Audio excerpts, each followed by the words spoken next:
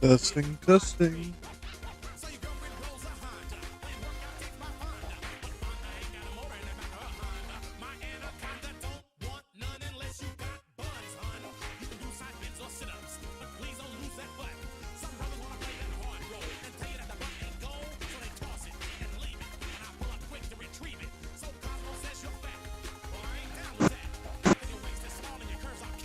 Testing.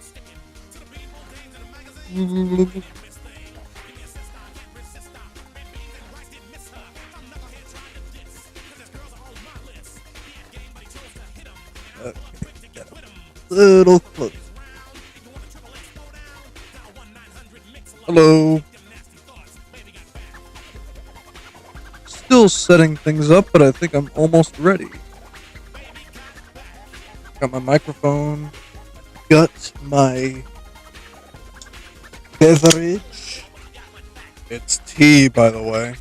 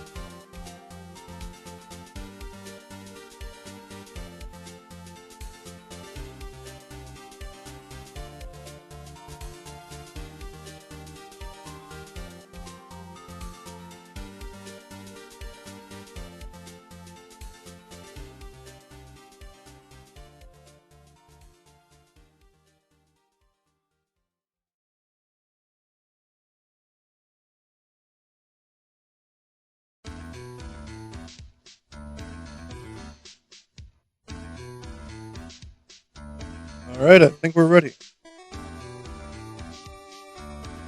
Welcome back to Ace Attorney. Now, if I remember what happened last time, we had a pretty good investigation, but we're on the final day now. So I'll just give us a little recap. Oh no, that's for later.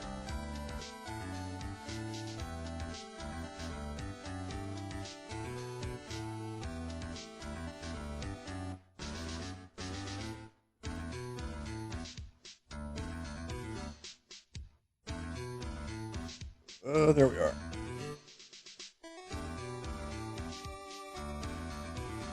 What we're hearing right now is Matt's theme called Search in the Mist. He actually has two themes. One is In the Mist, MIDST, and the other is called Core, which is this one.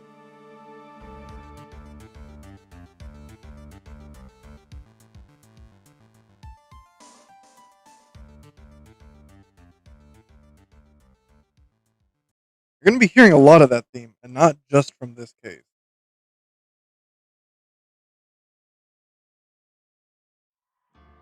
But yes, welcome back to Ace Attorney. This is ideally going to be the last one for Justice for All. As long as nothing happens. But yes, as for a recap. So last time, we discovered that Adrian Andrews removed a hitman's card from the crime scene. Which means we have a pretty good idea who killed Juan. So we got that part solved. But now, well, I say now, we solved that too. There was the issue of who hired the killer.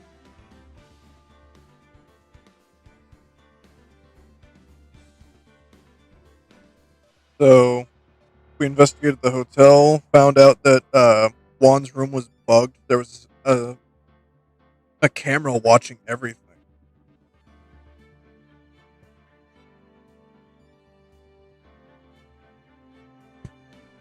And it was aimed for like the exact time that Juan was killed.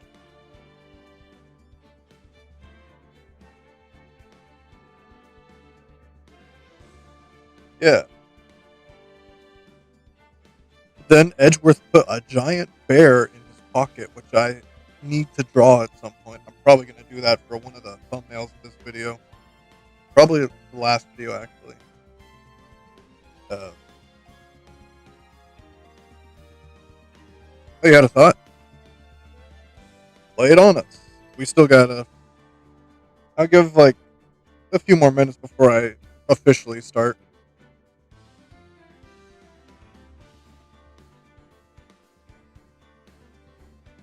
No, Adrian Andrews actually doesn't know how to blackmail the killer. Because she was trying to get Matt framed the whole time. And the person that has the footage of the murder is Matt himself. So that he can blackmail the killer. Because as we learn, Matt is the killer's client.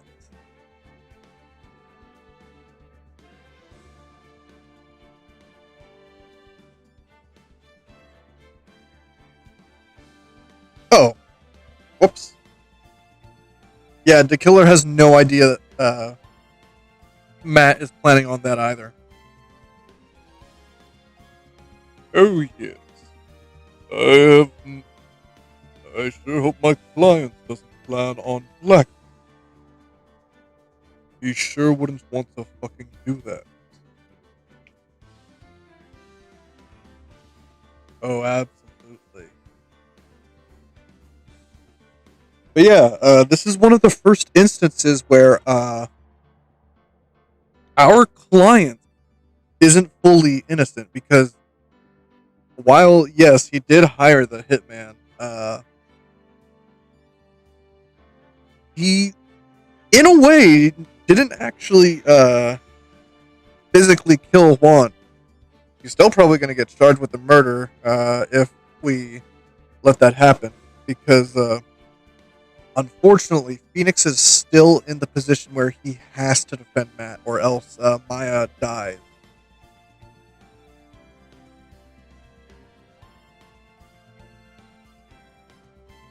So this is probably like, I say, one of the more interesting days of this case. The first investigation and trial, those were good, but they had like a situation with Adrian kind of pulling him down because Edgeworth was kind of an asshole about that. This, it's going to bring up Celestial,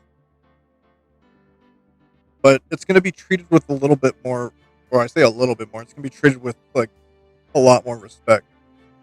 I still have that content warning there for a reason, so if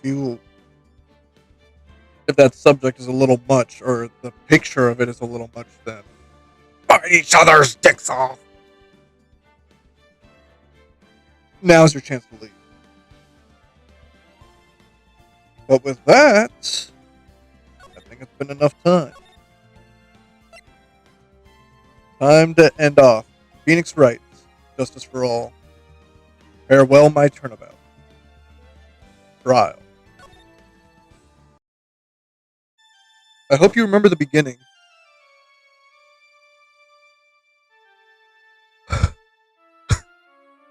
How did I get into this mess? That's far enough! You cannot run forever, Mr. Phoenix Wright. What have I done wrong? I cannot allow you to go on like this. But I'm just a simple defense attorney. Silence! You are no longer worthy of your title.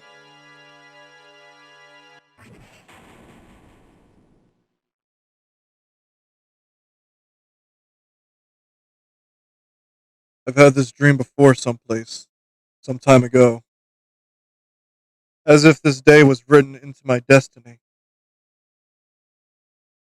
Today I'll stand in court as a lawyer.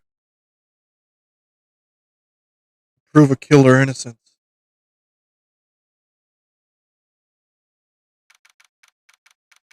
March 23rd, 9:43 a.m. District Court Defendant Lobby, number 3.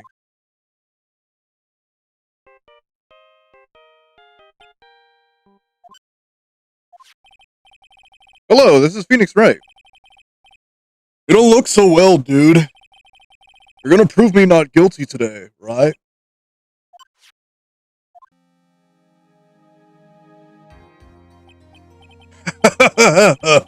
If you please, Mr. Lawyer.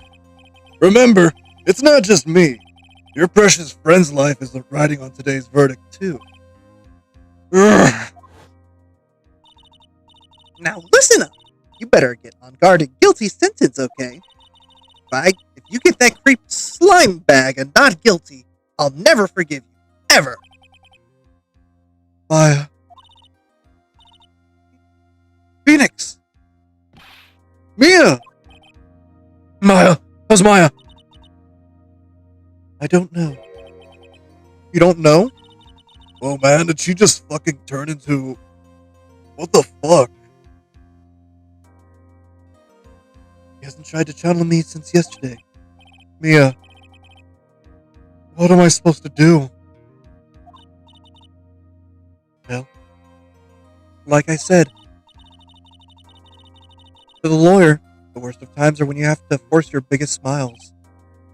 But you can't give up. There's still some hope left. Stop it, please. There's nothing left.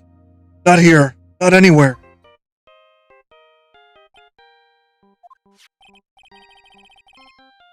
That accursed and on guard again. Will you leave me alone? Look, don't call me anymore. I mean it. You're really mean, pal. Gumshoe, I'm really, really sorry. Where are you? They let me join the investigation team and we're chasing after the killer, pal. Then you have some sort of lead? Sorry, but right now we've got 0 leads on the guy. We're not gonna give up. Gumshoe. Until the trial is over, until the verdict is handed down. We're gonna do everything we can to find a killer. If we can get Maya out, then you can get On Guard the guilty verdict he deserves, pal. That's true. I could do that if they found Maya first. You got that? You have to do whatever you can to make the trial last longer. I have to make the trial last longer? If you go at Mr. Edgeworth with everything you've got, then you two can draw it out. Oh, now I get it. I believe in you, pal. You and Mr. Edgeworth can do it. No? Believe in us. We're gonna give it all we've got, just like you. Got it. Thanks, Gumshoe. Hey, Phoenix. You understand now, don't you? You have something money will never be able to buy. Friendship. The strongest weapon in the world. You have it in abundance. Yeah. Like we're coming to the end. I have to make the trial last as long as I can. Gumshoe will come through. I know it. March 23rd at 10 a.m. District Courtroom, number 3.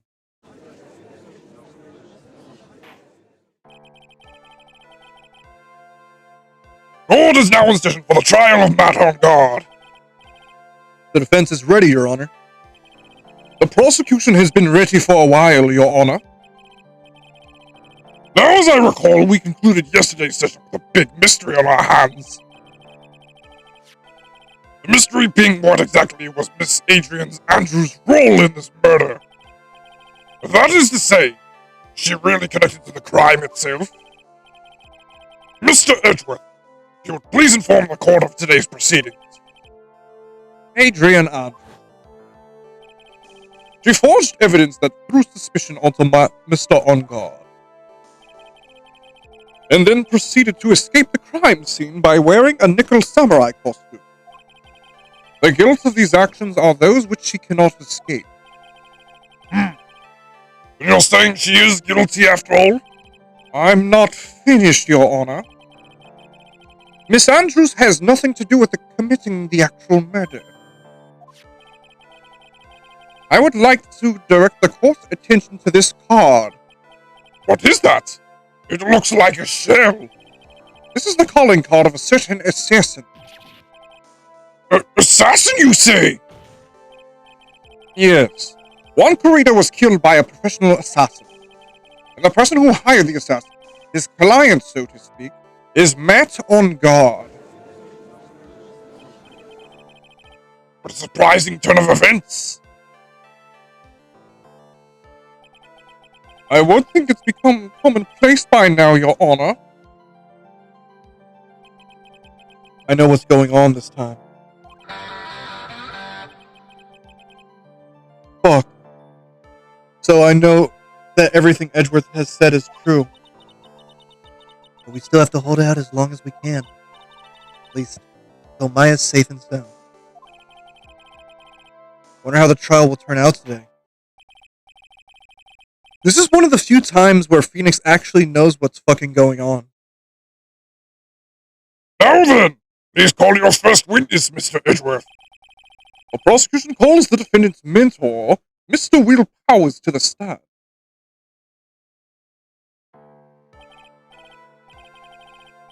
Now then, witness, your name and occupation. Okay. I'm Will Powers. I'm a poor, underpaid action star. And what's your relation to the defendant? Well, that's, I guess I'm some sort of lousy mentor to him in a way, yeah? Mr. Powers, please. You don't need to put yourself down so much. Oh yeah, they're both entirely aware what's going on. But this isn't a trial to prove the truth. This is to buy as much time as possible. Mr. Powers, please, you don't need to put yourself down so much. Oh, sorry. But, well, I'm just, got a nothing sort of guy. On the night of the murder, you visited the defendant's room. Is this correct? Yeah? I didn't know that.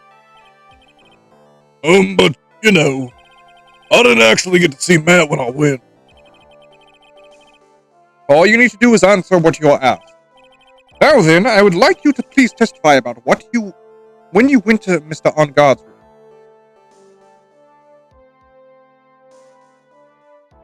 Oh, absolutely. They're just trying to make the 500 word count. The judge has no fucking clue what's going on. Okay, sure.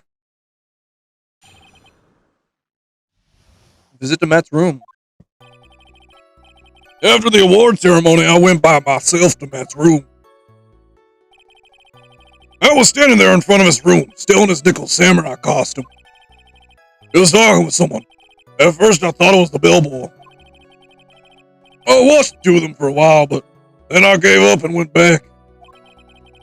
I had guests with me that night, and I couldn't make them wait for me. Nothing sounds out of place in Mr. Power's testimony.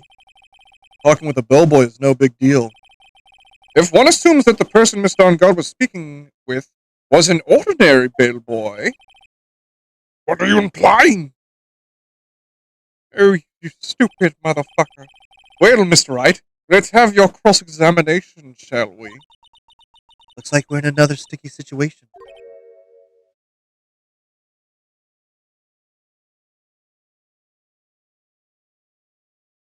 Oh no, I've never seen Star Trek. I know that's a series my boyfriend is interested in, though.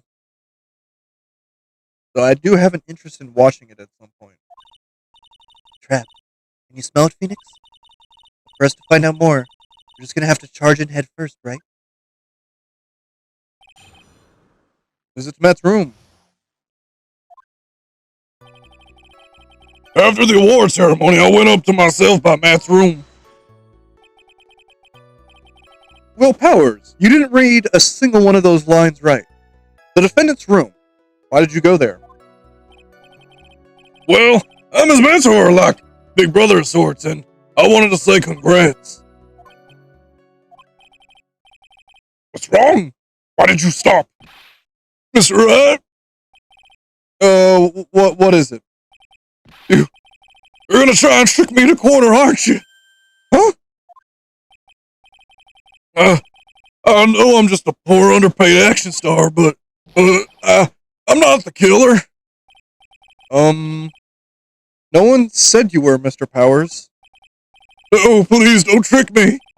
Every time you do your lawyer thing, a witness suddenly turns into the bad guy. Every time?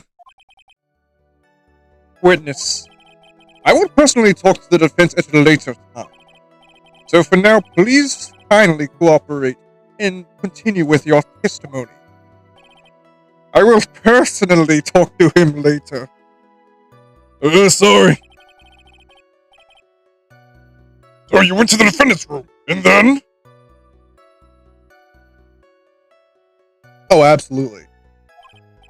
Hey, wait a minute! How did I suddenly turn into the bad guy here? I was standing there in front of his room, still in his nickel samurai costume. Are you sure that was Mountain Guard? Yeah, I'm sure. He wasn't wearing the sick nickel samurai mask then. If that's the case, then you really can't be mistaken. And what was the defendant doing standing in front of his own room? Absolutely. Phoenix Wright will make you a killer. He was talking with someone. At first, I thought it was the bellboy. At first? What do you mean by that? Well, he wasn't a bellboyish uniform, and he had that bottle of juice on a tray. Sounds like an ordinary bellboy to me. Yeah, but I didn't think he was normal bellboy. Why was that? Why did I think that, Mr. Wright? How am I supposed to know? Sorry, but I can't remember right now. Sorry. I guess I'm gonna have to wait patiently on this one. I watched the two of them for a while, but Then I gave up and went back. You saw the two of them, the bellboy and the defendant together, correct? Yeah, the bellboy just wanted to say congrats. Now, while you were watching the two of them, did you notice anything strange? I did feel something weird. I think it was because Matt, well, he gave the bellboy a tip. Tip? That's a perfectly normal thing to do. You're supposed to tip people? Oh, shit. No! How long did you watch the two of them? Not more than a minute or two, I think. I had guests with me that night, and I couldn't make them wait for me. So, who are these guests you're talking about? You guys, of course. You and and little Pearl. I thought it would be really rude since I invited you guys if I disappeared on you. I went back to my seat pretty soon after seeing Matt in the hallway. Like squeezing water from a stone. Probably pointless to press further. Do you remember this incident? Did Mr. Powers leave his seat that night? I don't remember that happening at all. I was making such a racket in her hyper state. I ended up focusing on her. I see. You're fucking useless then. In any case, from his story, he probably wasn't gone for very long. After the award ceremony, I went by myself to Matt's room. At first. What do you mean by that? I didn't think it was a normal bellboy. Why was that? Why did I think that, Mr. Wright? How am I supposed to know? Hey, wait a second. Actually, Mr. Powers, only a few minutes ago, you stated... I did feel something weird. I think it was because Matt, well, gave the bellboy a tip. Could it be you felt something strange about the tip-giving incident itself? Ah, yeah. That's it. You really do know your job. Mr. Edgeworth, Yes, Your Honor. this bellboy, he wasn't an ordinary one, was he? Perhaps we should have let the witness tell us. Very well. Mr. Powers, please amend your testimony. You mean about the bellboy, right? I gave the bellboy a tip. So he gave the bellboy a tip. What's so strange about that? Well, you see, Matt's not a poor penny pincher like me. I was trying to figure out how much it was because the tip, it really shocked me. How much it was? Well, that's when something even more surprising happened. Bellboy was putting the tip he got in his pocket. That's when I got my first look at the guy's face. I was really shocked. I'm afraid I don't follow it all. Sounds like Mr. Powers was surprised twice by this event. I wonder which of his shocking moments I should ask about. On guard's tip. The defendant is a huge star. He can afford to give a generous tips. Wouldn't you agree? Sure. But, giving him that much was maybe a little too much, I think. A little too much? Would you please clarify to the court about how much you would say the defendant gave to the bellboy?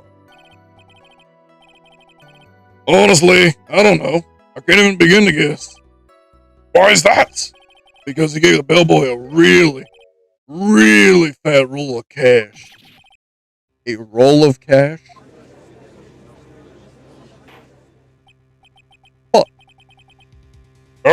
Well, how interesting. That certainly was a very generous tip, wasn't it? A very fat roll of cash that can hardly be called a tip, Your Honor.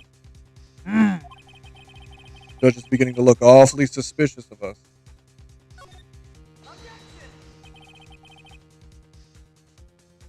The defendant is a superstar. That kind of tip is typical fare for people like him. Are you saying that all superstars are super spenders? If I could receive large rolls of cash by simply bringing people on trains, why on earth would I stand around here prosecuting? He's got a point.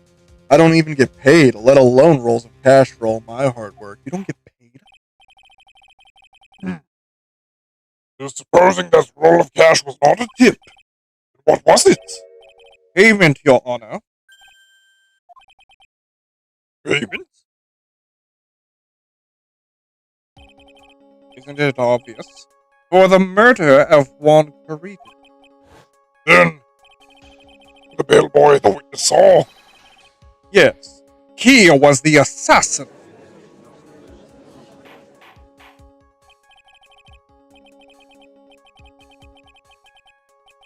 Hold your horses now. Mr. Edgeworth, you don't have any proof of this, do you? Have I ever been unprepared to support my claims, Your Honor? I have here the card Shelley the Killer left at the scene of the crime. Shelley, the killer. He's the person the police's special investigation team has been chasing for ages.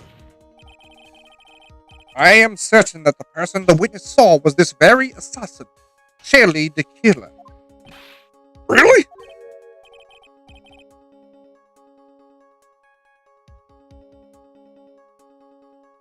What's wrong, Mr. Powers? No, nothing. Something just clicked in my head, and I think I just figured something out. Oh? Actually, I saw that bellboy again later on that night. What? Mr. Powers, please testify. Please tell us what you saw. Yes, sir, right away. Oh shit, I skipped the second thing. This time, I was in that hallway because I had to go to the bathroom. That's when I saw that bellboy I saw earlier came out of the room. Of course, when I say room, I mean Juan's Corridor's room. Now that I think about it, that bellboy did seem kind of out of place. Yeah, so he had to be the assassin. I'm sure of it. I mean...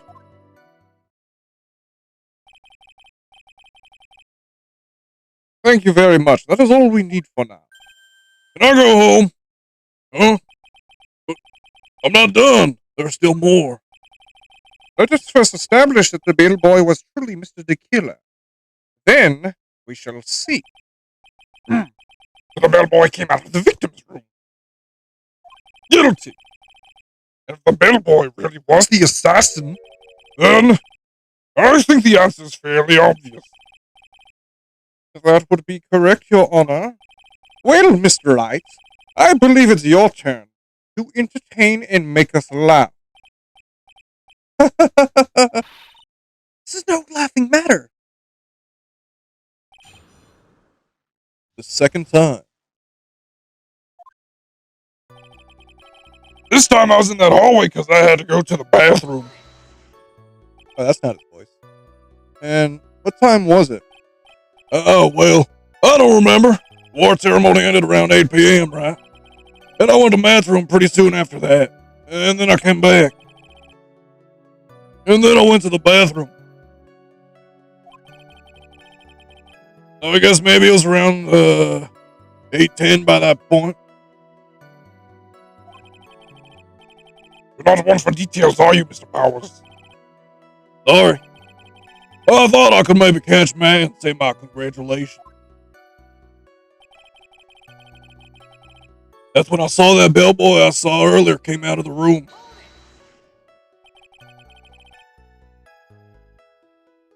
Are you sure it was the same bellboy? Yeah? And how could you tell? All the bellboys wear the same uniform after all. But you see, well, he had those stitches in his face. Ugh. So I'm sure it's the same guy that was talking with man. So which room did the bellboy come out of? Of course, when I say room, I mean Juan Carita's room. The victim's room, huh? Yeah, the one with all the really pretty flowers and teddy bears. It was Juan's room after all right. Words cannot describe how screwed I am. Let's continue with the testimony, shall we? Now that I think about it, that bellboy did seem kind of out of place. So what exactly was so out of place about him? Right.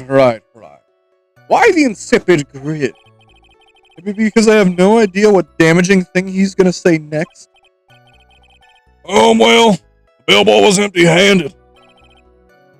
Empty-handed? Yeah, bellboy was one of those room service people, right? Well, he wasn't pushing a cart and he wasn't holding a tray either. You'd call that a little strange too, wouldn't you? I agreed that it is a bit strange, Mr. Powers. But is it really that unusual for a bellboy to be empty-handed? What should I do? Should I let Mr. Powers' testimony slide, or try to pull a fast one? There's nothing strange or unusual about an empty-handed bellboy. But there really, really is. There really isn't. That's right, are you fucking school children? Oh, he said that. Oops. If you two are done being school children, bellboys are for room service. There's no reason for them to be empty-handed. Ever. Now, I know what the contradiction is because I used to be a fucking, server at a fucking restaurant before. Your Honor, I ask the witness' previous statement be supplanted with this new one. Ugh, Edgeworth.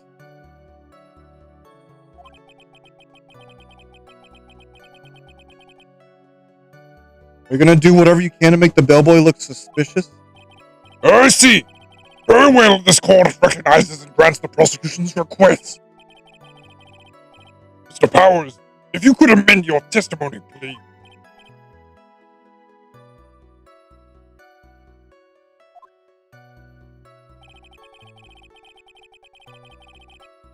I thought it was kind of strange for a bellboy to come out of the guest rooms empty-handed.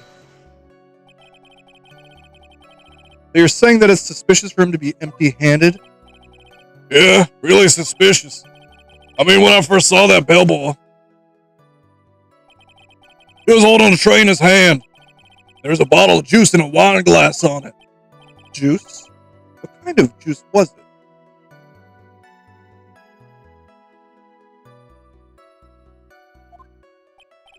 I'm pretty sure it was tomato juice.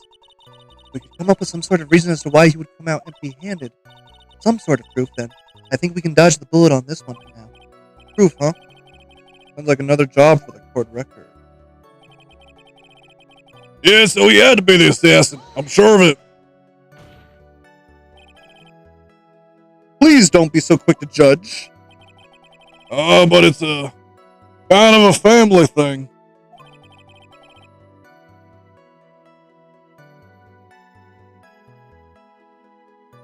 Think of every person as a thief. I guess a thief and an assassin are both sneaky and silent.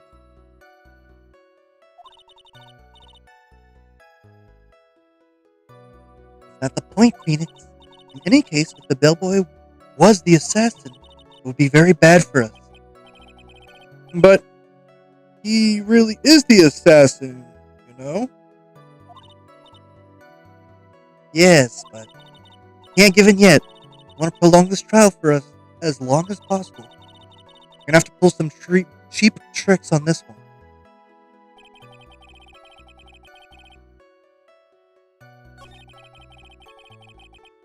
Out of the room.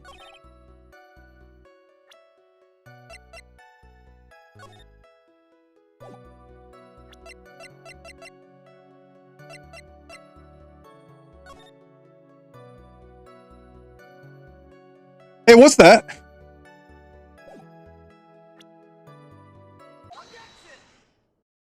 stupid motherfucker. Mr. Power.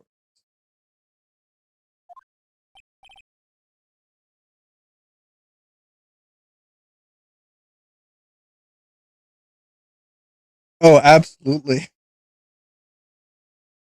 Yeah? You're easily influenced by other people's words, aren't you? As soon as you heard that bellboy might have been the killer, you got caught up believing that it must be true.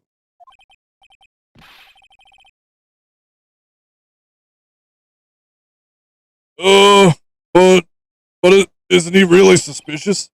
He's got all those stitches and, So, a baseball has stitches. Are you saying that all baseballs are suspicious because they have stitches? Hmm? Well, there's also, I mean, what about him being empty-handed?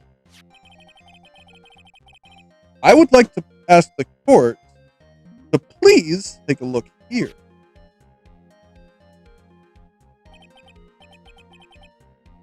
This is the crime scene. There's a wine glass sitting next to Mr. Kurita's body. The liquid inside this glass is tomato juice. And now, if you would take a look at what is on top of the table in the lower right corner here. Anyone can clearly see that it is a tray with a bottle of tomato juice on it. The bellboy had just brought this to Mr. Kurita's room. He left the tray in the room, which is why he was empty-handed when he left. But would that mean that the bellboy had seen and left a dead body in the room? Yes. But can you prove Mr. Kurita was already dead at that time? Mr. Edgeworth, Yes. I blame you for leading me down this route. I'm terribly fucked, Your Honor. What is with him? Why is he laughing? Witness, isn't there one more thing you would like to share with us? Is there? The bellboy was empty-handed, or should I say empty-handed. I recall you had something interesting to say about his hands. Oh, yeah. They were huge. I could have sworn I saw them in a certain type of manga. Huh? What? That boy, bellboy, he's wearing gloves. Glove. Yeah, pitch black leather ones. It is so I don't have to wash my hands after I pee. All the other bellboys don't wear gloves like that, right? Black leather gloves. Why didn't you mention them earlier? Sorry, it slipped my mind. Why does this make the bellboy look really suspicious? Alright, I've got to focus. I can't get lax here. So what if he had gloves? A lot of bellboy wear gloves. Come on, Mr. Wright, that bellboy was wearing black leather ones. You know, I've seen this case a lot, but I like the visual that, like, Shelley the Killer walked into this hotel, probably, like, stole a bellboy's outfit, didn't even cover his face, was wearing, like, black leather gloves, killed a guy by strangling him, and he still got out of there. This man is actually Agent 47. Come on, Mr. Wright, that bellboy's wearing black leather ones. So, a football is made of leather. Are you saying that all footballs are suspicious because they are made of leather? Hmm? That man received a large roll of cash from the defendants. Then he was seen leaving the crime scene wearing black leather gloves. And then he pulled a silence out and shot the cameras. I don't think that even someone like myself can believe he was just another bellboy. It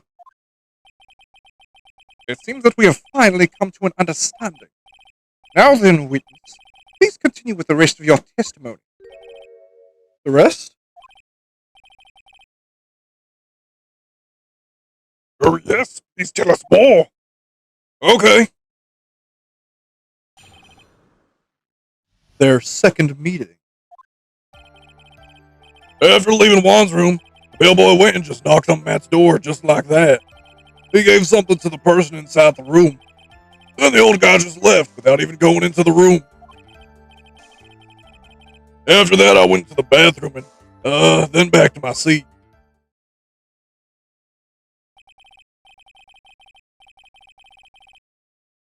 So the bellboy, after leaving the crime scene, next went to the defendant's room? Yeah, I kind of saw that by accident. Some accident. I'd say you saw too much. All that was suspicious to high heaven. Hmm. I think it's safe to say we can no longer consider this bellboy to be normal. Now then, let's get started, shall we? Mr. Wright, your cross-examination, please. Yes, Your Honor. Their second meeting. After leaving Juan's room, the bellboy went and knocked on Matt's door just like that. Is that what you saw when you were busy spying? Excuse me? I may be a poor underpaid action star, but even I wouldn't stoop to spy. Well, I think the point is where did you watch all this from, Mr. Powers? Oh, the door of the bathroom with my left eye in a sort of sneaky spy-like manner. I knew he was spying. Please, does it really matter if he was doing it over or underhandedly? What did the bellboy do next? That's all I care to know. He gave something to the person inside the room. Uh-oh, you didn't mean to skip that.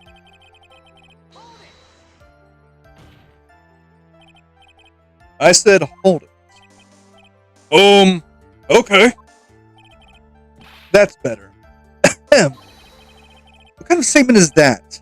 Please elaborate and give us a few more details.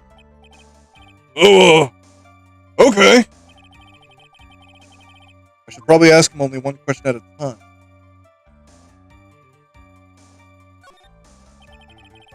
So who took the something the bellboy handed off?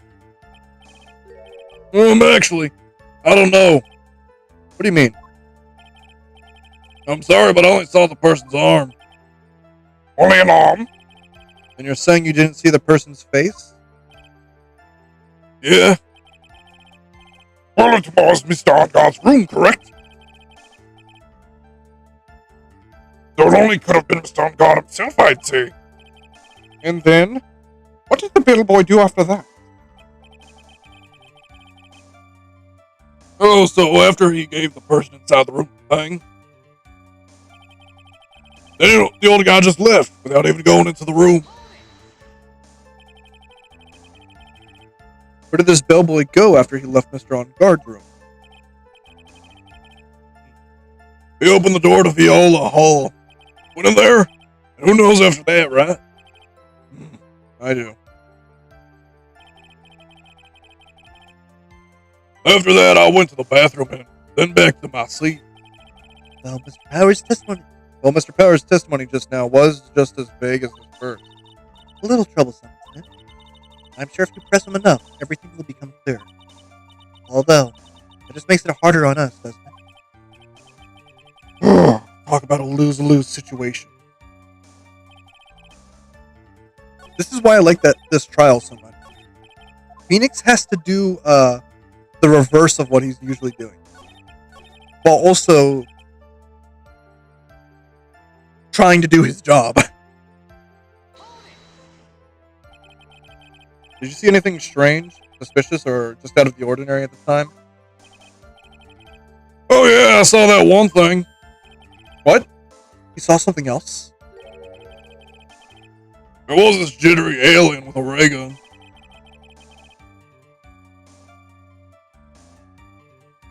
Random bullshit, go! Watch out for Moon Knight's random bullshit. Don't worry, we got him surrounded. It was watching one door. Yeah, that's how you say it. It was watching one his door like some sort of stalker. Oh, God damn it, I know who he's talking about. I think we can forget about the alien. Mr. Pep, After leaving Juan's room,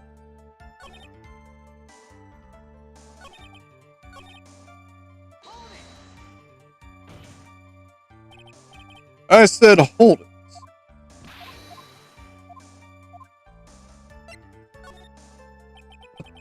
He gave something to this person? yeah, And what was this something? if I remembered what it was, I wouldn't be calling it a something.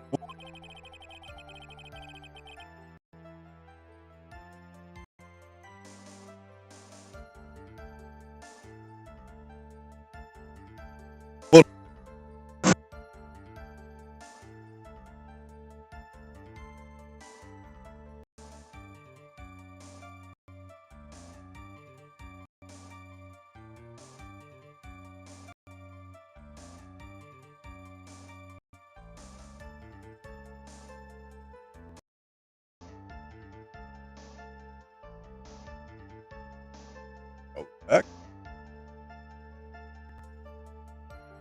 Sorry, I had a little bit of cable trouble there for a second. This implies that something was removed from the scene of the crime. Are you sure you really can't remember, Mr. Powers? I think it was something kind of small. I would like to summarize the testimony up to this point, if you don't mind. When the bellboy left the crime scene, he immediately went to the defendant's room. There, he handed a small item of some sort to the person inside. As for the person who received the item, all you could see was the person's arm. Yes, it was just like that. Mr. Edgeworth, is all of this really that important?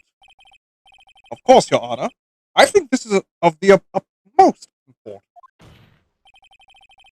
This is when whatever was removed from the crime scene was handed over to the client. Mr. Powers, Look, Mr. Powers, please try to remember what it was that bellboy handed off. Well, let's see. I think it was, no. If you remember, please add it to your testimony. Yes, sir.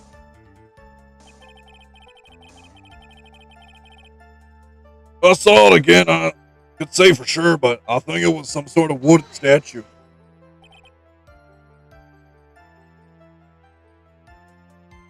The statue? Yeah, kind of looks like one, I guess. If I saw the actual thing again, I'd probably remember, you know. Looks like for this trial to proceed, I'm gonna have to come up with whatever this statue thing is and show it to him. you have to trust your instinct on this one and take a chance. Well, Mr. Powers, let's continue with your testimony. What did the bellboy do after that?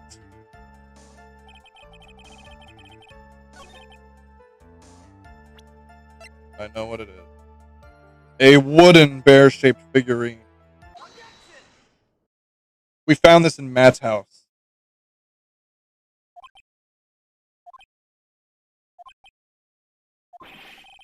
what was the point of that pregnant pause? Where did that objection come from? Well, speak up. It was me, Your Honor. What is it, Phoenix? I have a feeling that something bad is gonna happen once I show this. Mr. Wright, if you have something to say, then please spit it out. Yes, Your Honor. Okay, Phoenix, deep breath. Mr. Powers, there's something you saw. Was it, this item? Oh, hey! Oh, hey! That's it. That's something. Well, Mr. Wright, you really figured it out. I recall where you found this at Mr. Matt on Guard's mansion. At the defendant's house? What does this mean? It's simple, Your Honor. Jelly the Killer assassinated one breeder in his room. And then he stole this wooden bear from the scene of the crime. that the bear found at Mr. Ongod's mansion would mean. It goes without saying, Your Honor. Mr. Matt on Guard is the killer's client. Order! Order! Order! I said order! Mr. Wright, this is a most unfortunate turn of events for you. Yeah? Sorry, Mia. No. All right. Your judgment was sound.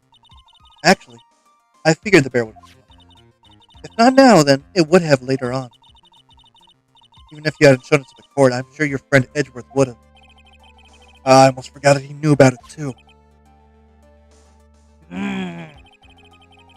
I think it's clear that there's no need for us to continue the trial.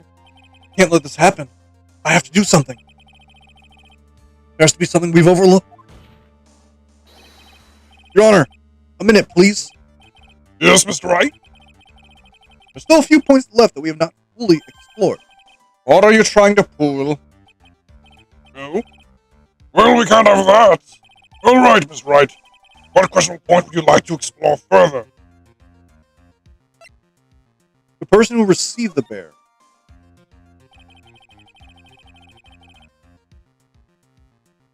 There's one thing in Mr. Powers' testimony that was very unclear.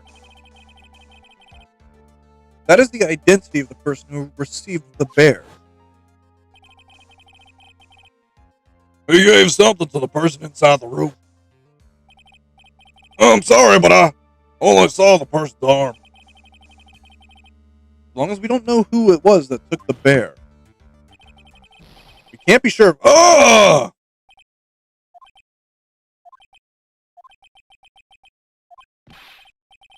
What is it, Mr. Powers? You're gonna scream like that. At least give us a good reason why. Oh, yeah, sorry. Actually, so. I remembered. I remembered who took the bear. What? Really? I mean, I only saw his arm, but the arm, it was the Nickel Samurai's arm, I swear. You've gotta be kidding! Are you sure of that, Mr. Powers? Yeah, I'm sure it was the Nickel Samurai. Order! Order! It looks like you've dug your own grave yet again. How many times is that today? I've lost count. So the person who took in this little bear was the Nickel Samurai. And as we all know, Matt on Guard is the Nickel Samurai.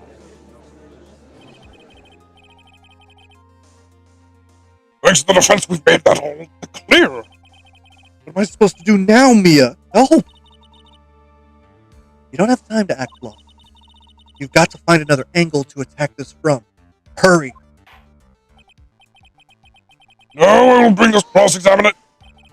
Your Honor. Again, Mr. Wright. We've already removed any and all questionable areas of this testimony. About time you were removed from this court, Mr. Wright. I have to find something. Even one more little point will do. There are questions still left unanswered. What are you trying to pull? No? No, we can't have that. All right, Mr. Wright. What questionable point would you like to explore further?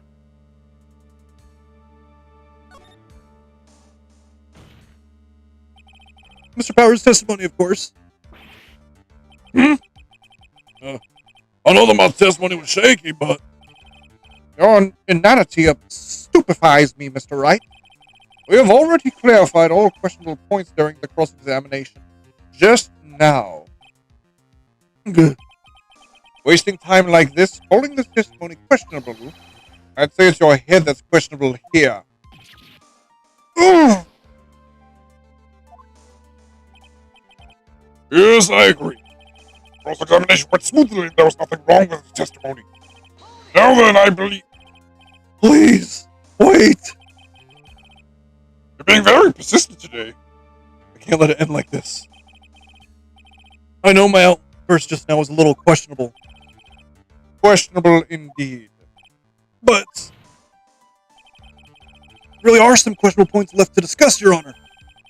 What are you trying to pull? No? Well, we can't have that. Alright, Mr. Wright, what questionable point would you like to explore further?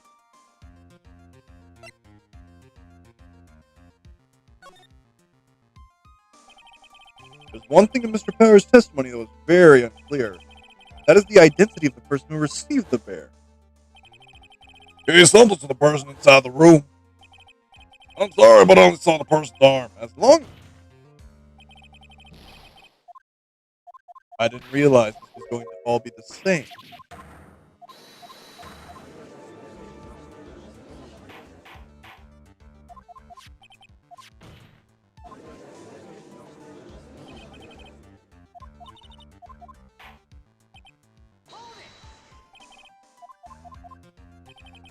Mr. Wright, I've tried to close the cross-examination like 8 times now.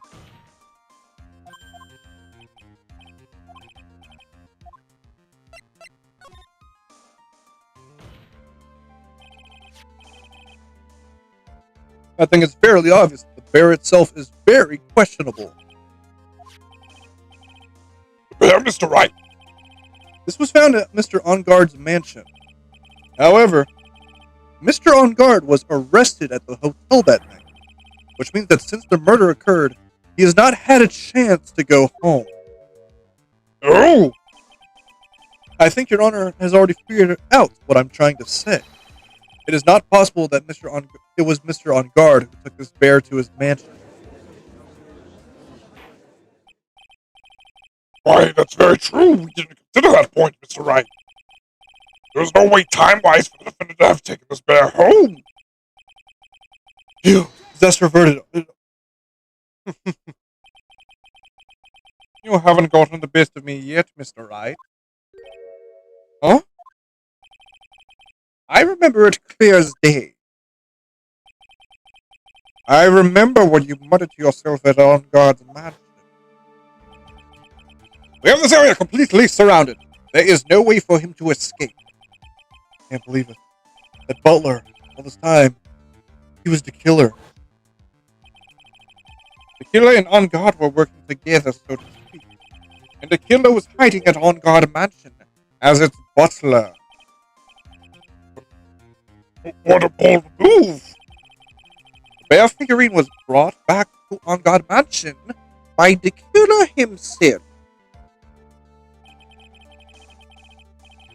When it looked like he was about to be arrested, Onguard had him do so. I assume because it would have been bad had the police found it during the investigation. Well, look how that fucking turned out for you. Can you see that my voice is getting higher every time I read one of his lines? Well, Mr. Wright, you've been quiet for a while now. It's too much. Is there anything I can attack at all? I think we've heard enough. We now know why this bear figurine was at the defendant's mansion. As well as who it was that received the bear from the assassin in his room. Everything has become very clear. The client who hired the assassin to commit the murder was Mr. Matt on guard.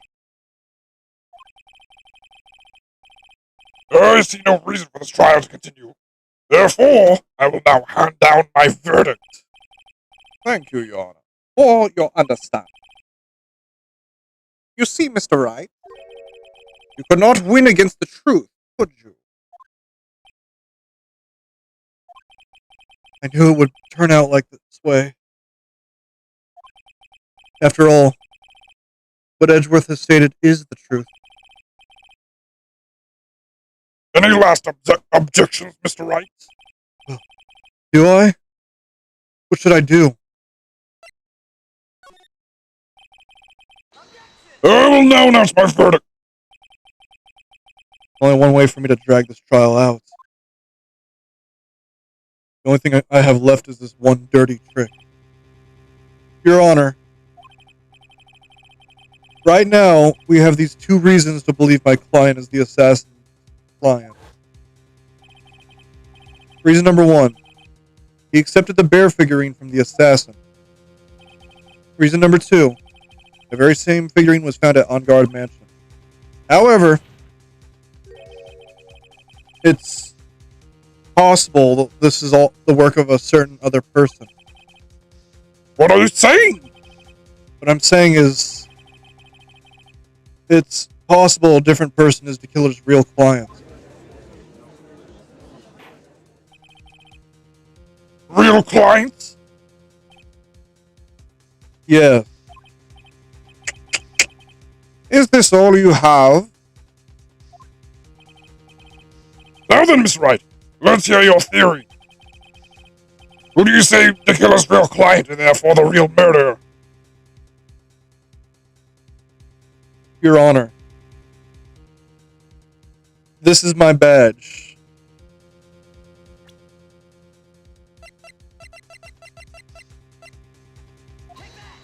That is the wrong person. You've let me down, Mr. Wright. Huh?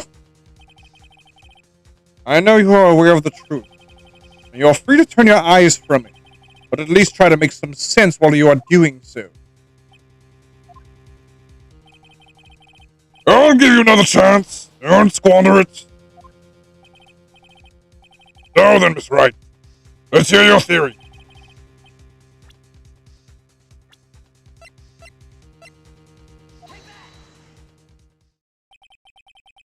Adrian Andrews? Yes. We already know that she tried to frame Matt on guard for the crime by wearing a spare nickel samurai costume. Ah! Then, the nickel samurai's arm that I saw? That could have very well been Miss Andrews.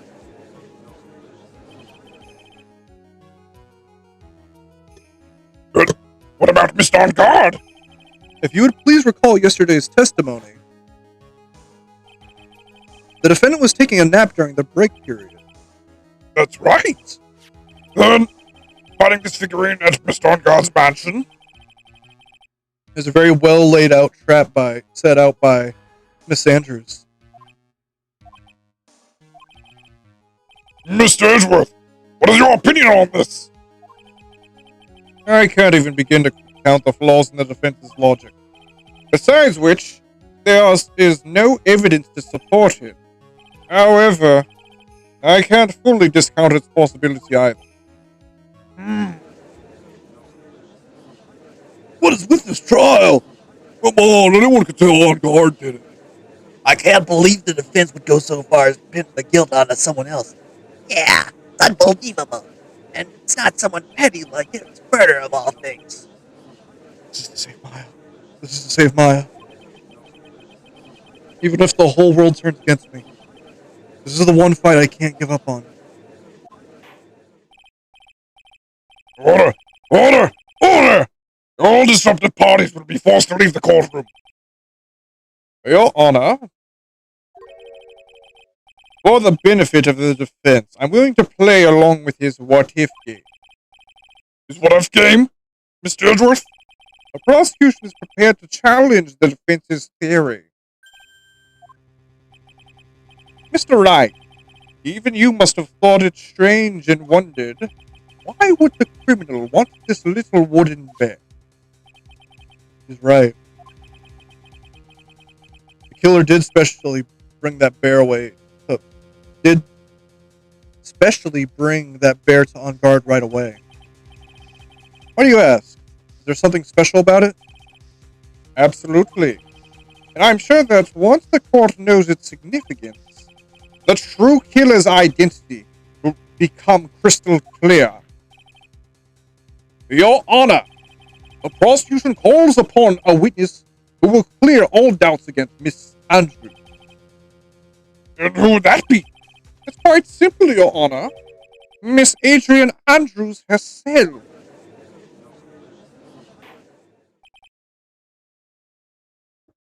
I see. Well then, court will take a short 10-minute recess. Prosecution will prepare as witness in that time. Yes, Your Honor. March 23rd, 11:54 a.m. District Court Defendant Lobby, number 3. Oh, I knew it was a good idea to hold her hostage.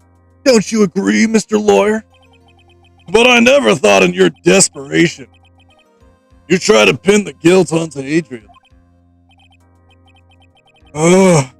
I swear this demon will pay. Mr. Nick, Pearls? Where's Mia?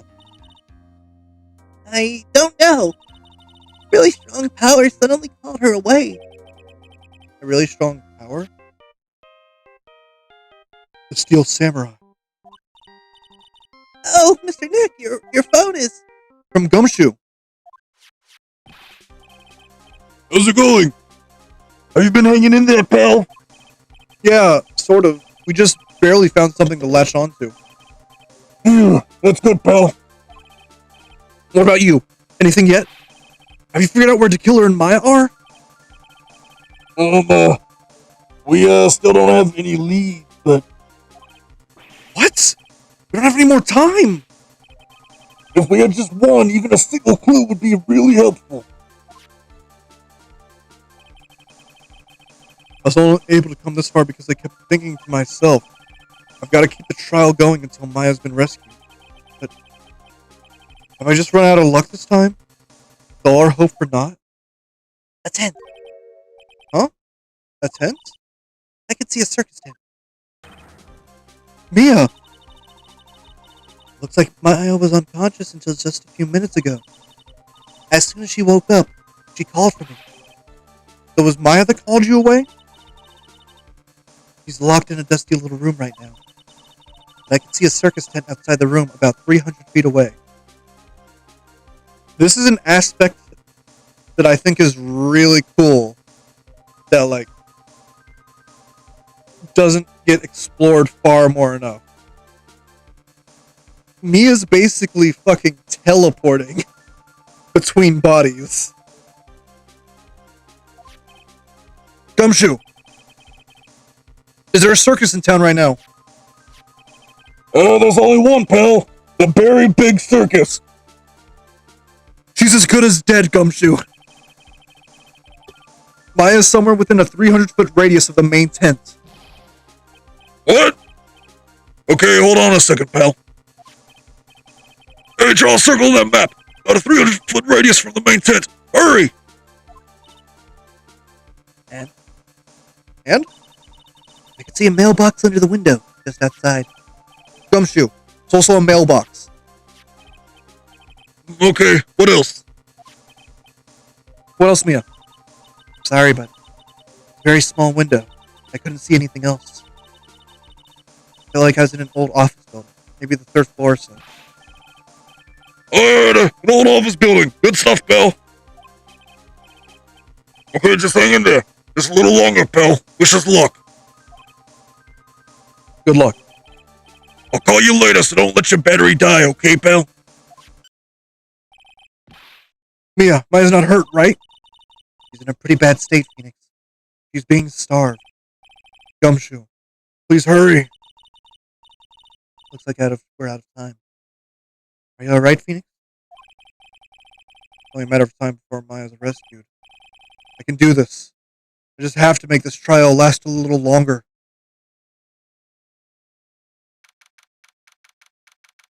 March 23rd, 12:05 p.m. District Court Room number 3. I always skip that middle court.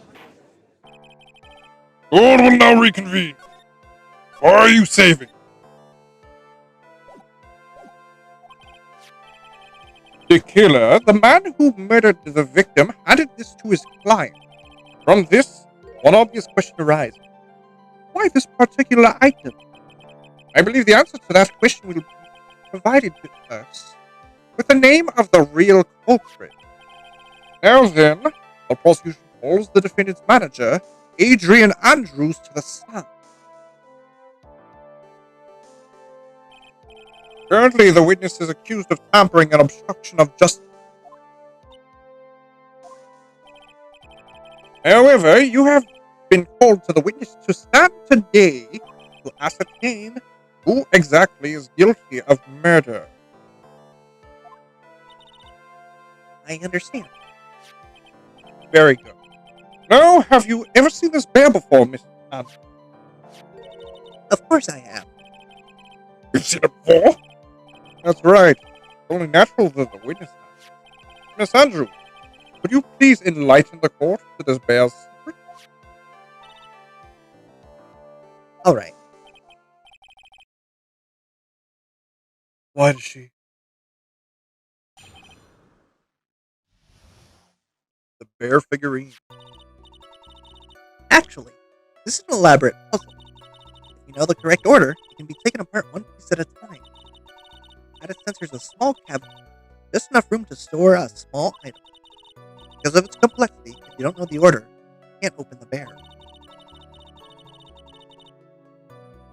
You really can't tell that it's a small jewelry box just by looking at it.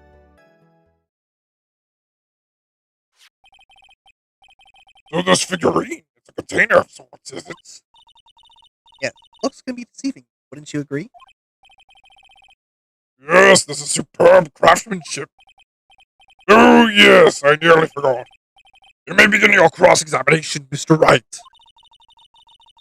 Looks like there really was something to that bear after all.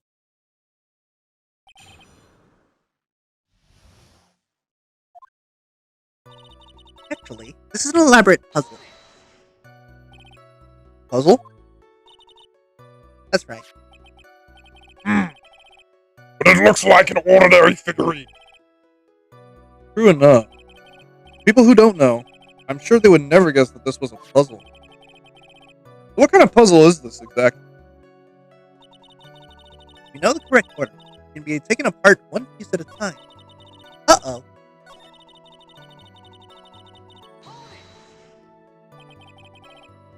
So you can take it apart. How would one go about doing that? Well, you first turn its tail to the right, then push it in. Oh yes, I see. After that, the arms and legs are free to move and can be removed. Oh! Oh, oh, this is most interesting. A boy and his new toy. Like he's 5 all over again. Fuck you!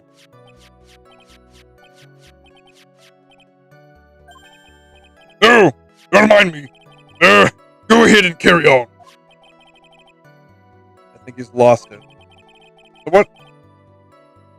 Your Honor, what did you find after the puzzle? At its center is a small cavity with just enough room to store a small item. How do you know about that? I know it because I was the one who bought it. Fucker. Huh? It was a souvenir from when a friend and I went to Switzerland.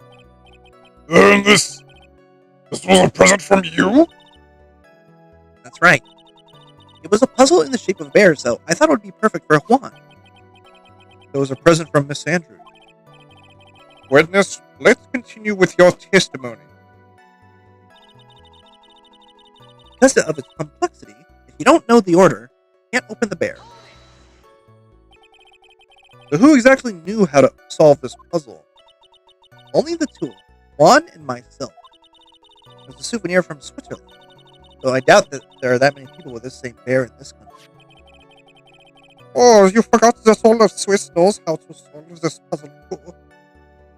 But this looks like it can be easily broken. Especially if someone wanted to get what's inside. Well, it's a toy, but it can never be the same again once it's been broken. You really can't tell that it's a small jewelry box just by looking at it. Who else knows that this bear is actually a small container or jewelry box? I never told anyone. As long as Juan never told anyone either, then only the two of us knew. 2 of you, huh? Of course, that means Mr. On Guard didn't know, right? I think this is about all I'm going to get for now. Figurine updated in the court record. A wooden puzzle with a hollow inside. Only Karita and Andrews know how to open it. Well, Mr. Wright, I think even you have come to realize that there's one very important fact that we have uncovered, and that is this. This bear is actually a jewelry box. Now that we have agreed to this point, there's only one logical question that can come next, and that is this. What is inside this box? What's inside? That's right. That's what we are going to find out next. Wait. Yes? You're the only one who can open them, despite the judge fucking trying over there. Can you give that back, please?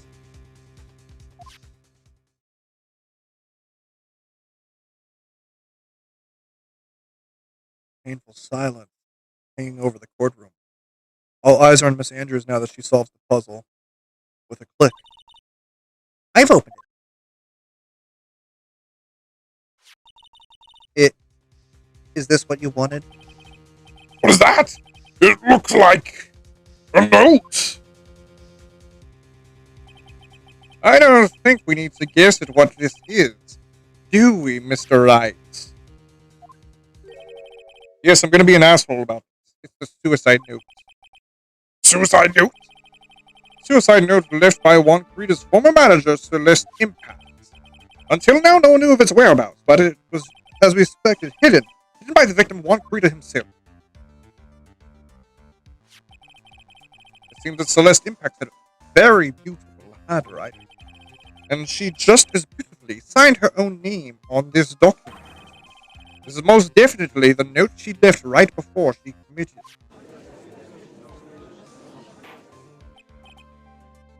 Order!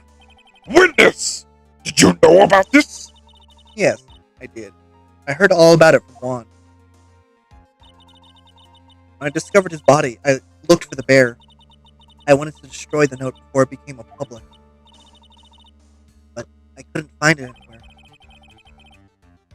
Because it had already been taken by the killer. Everything is going at Mr. Edgeworth's pace. So now that the suicide note has been found, what's the next logical question?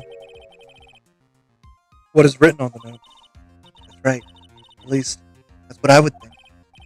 Now then, I believe it is only appropriate the contents of this note be made known. Can't stop you, can I? I went through so much just to get my hands on it. And I was gonna burn it for her sake. I'm deeply sorry, but I can't allow you to persuade me to stop. Your Honor, if you could please read the contents of the note aloud. Very well. Okay, let me put my reading glasses on. The judge's voice rang loud and clear through the deathly silent court. In her note, Celeste Impacts left to us a record of all that had happened, about being used and then thrown away by On Guard, about being engaged with Rita and On Guard's role in destroying them, about how she decided, in her despair, to end it all.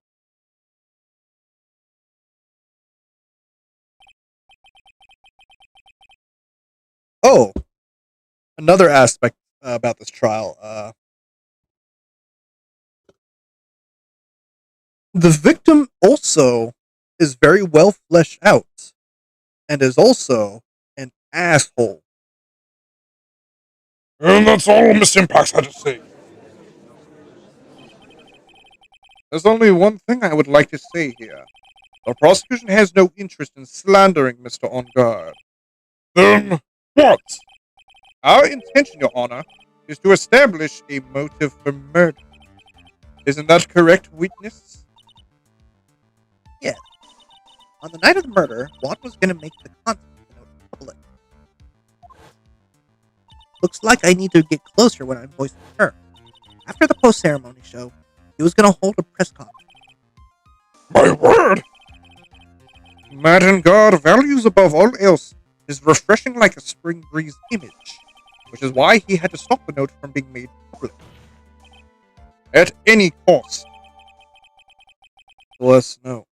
Down inside the figurine, tells of On Guard's horrible misdeeds. It's On Guard's fault that the woman killed herself. And this time he even went as far as to kill someone for stopping from revealing that. How terrible! What a selfish person! I guess there are slime ball lawyers out there who will defend those creeps too. There's no room for doubt here. Mr. Tequila's client's goal was to obtain the suicide. And the only person who needed this note that badly is the defendant. Let's not forget the bear the with the note inside was found at the defendant's house.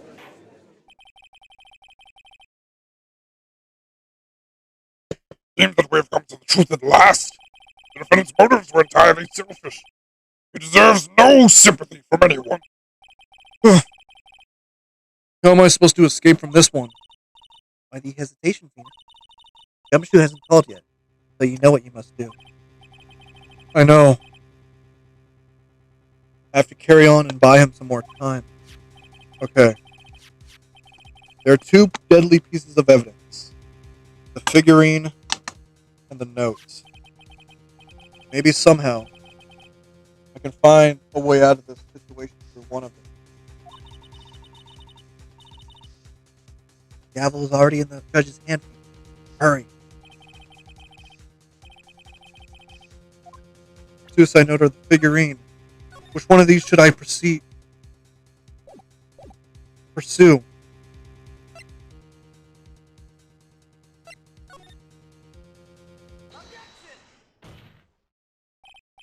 Please wait, Your Honor.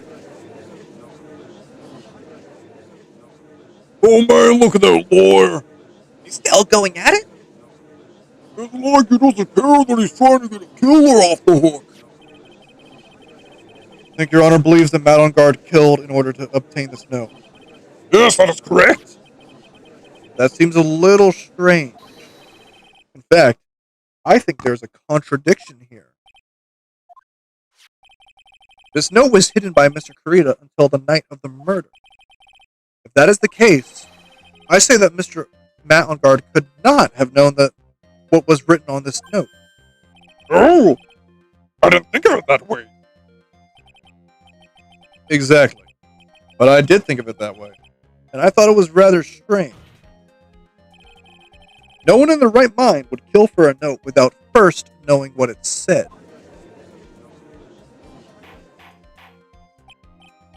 Order! Order!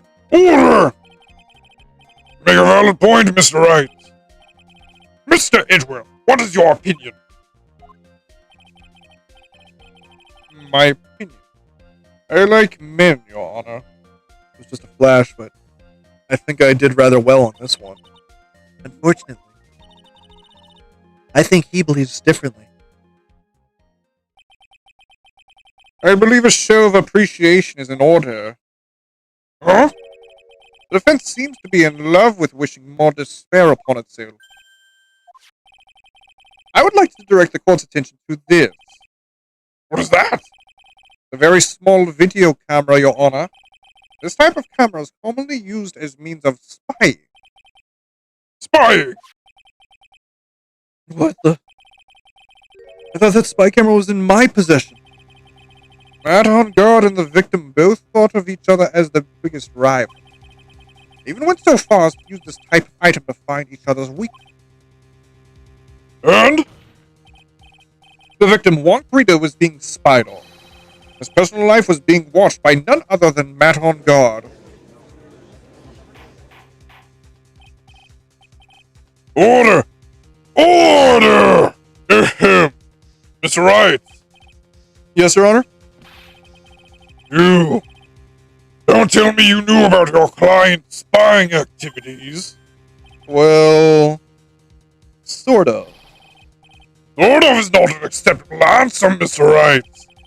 I see you're confused, Mr. Wright. You're probably thinking, how do I have the camera that was in the stuffed bear's eye?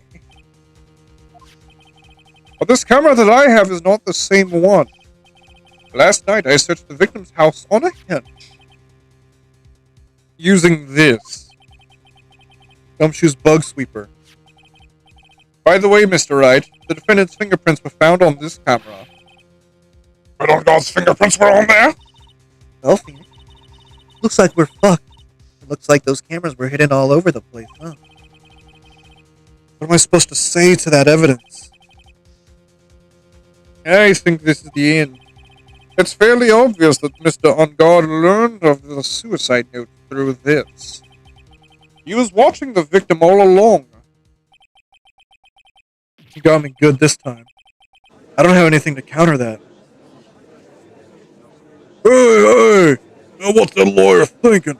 Mommy, is that man the bad guy killer? Shh, stop, don't look at him. My sweating was just so nasty. Phoenix. Yes, Chief? Have you figured out what you're gonna do next? Yet? What I'm gonna do next? Does running away like a frightened child work? I know it seems like Edgeworth is very close to putting the lid on this, but in his eagerness to prove his point, he forgot one very important thing. Well, what is it, Mia? It's a piece of evidence that he really should investigate. Something he should investigate? I'd really hate to see the good prosecutor get scolded for not remembering to look into the item when he had the chance. Are you speaking in riddles all of a sudden? Alright, I think we finally understand everything. Well, Miss Wright, you don't have any further objections, do you? What is this piece of evidence that Mia's talking about?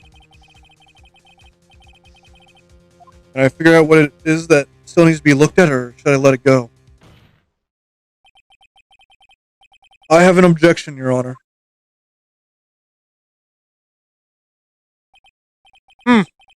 That was about the weakest objection I've ever heard, Mr. Wright. Your Honor, the defense has no intention of letting this go so easily. I'm beginning to sound desperate. That's just your imagination, Your Honor. Mr. Edgeworth, this is not like you at all. In your eagerness to prove your point, you've forgotten one very important thing. Hey, is that what I just said? So you're telling me that I forgot something. You're so close, Mr. Edgeworth. But there's something you really should examine about this piece of evidence.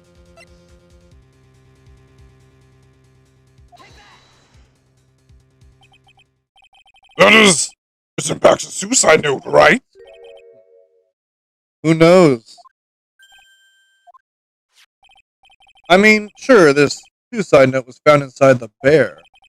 But this bear was in my possession until only a few moments ago. Which means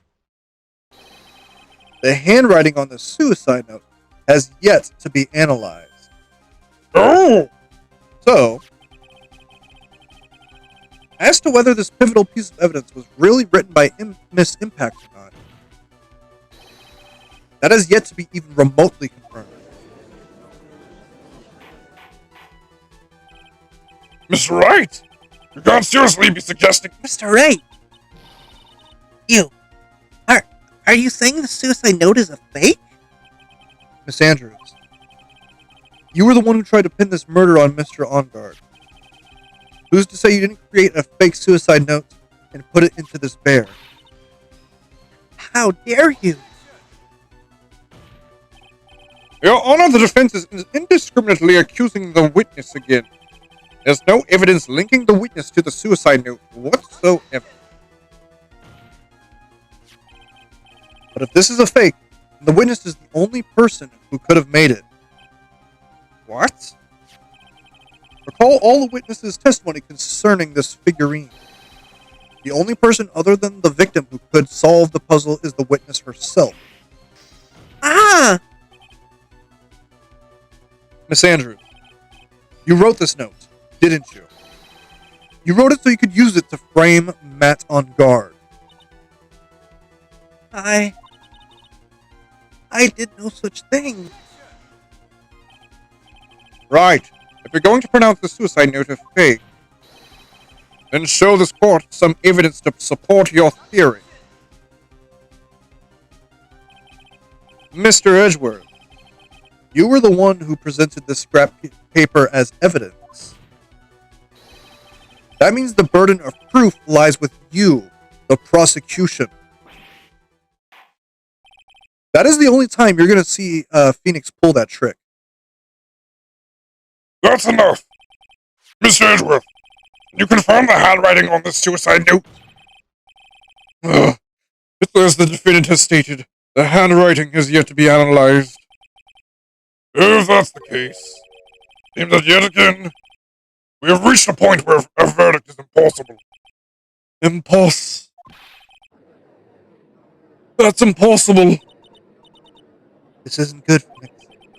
The judge is going to carry this trial over one more day. I don't think Maya will physically be able to make it another day. I didn't want to have to do this, but I don't have a choice. I request that both the prosecution and defense further investigate. Handwriting analysis, my butt. That's just the lawyer trying to buy more time. On guard is guilty. Look at you, didn't tell you that. I think we reached the end of the line. Guilty! Guilty! Guilty! Guilty! Guilty! Guilty! Don't do that anymore! Fuck!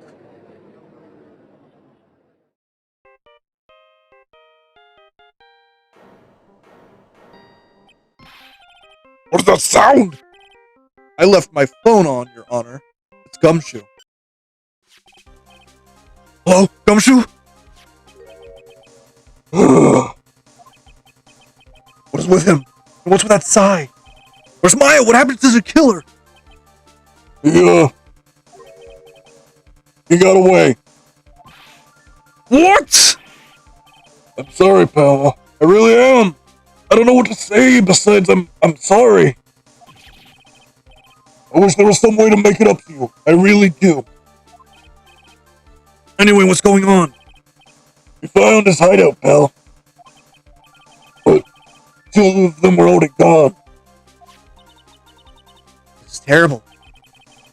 Gonna keep looking for them, pal. Don't you worry. I just need a little more time. But don't tell me we don't have any more. guilty, guilty, guilty, guilty, guilty, guilty, guilty, guilty, guilty. You hear that? They're calling for his head. Mr. Wright, I can't. For us to come this far and... Oh! What is it? Let me talk to Mr. Edgeworth. Okay, this is a really funny animation. I can't do that. Mr. Wright, will you please get a hold of yourself? Yes, Your Honor. I'm about to end today's proceedings. You may take your phone calls after. Hold on, Your Honor. Edgeworth, catch! Mr. Edgeworth? Please, you gotta buy us some more time. Court is in session. I'm sorry, I'm going to have to confiscate this until the end of the trial. Your Honor, you were saying? Mr. Wright, this is a court of law. I'm sorry, Your Honor, but I'm reluctant to do this. However, it appears I have no choice but to suspend proceedings until tomorrow. this time, I really can't do anything. Court is now adjourned for the day.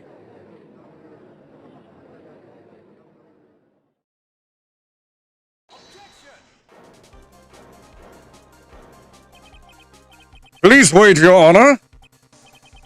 Edgeworth, What is it, Mr. Edgeworth? I humbly request another 30 minutes of Your Honor's time. For what purposes? You can perform the necessary test on this piece of evidence in that time.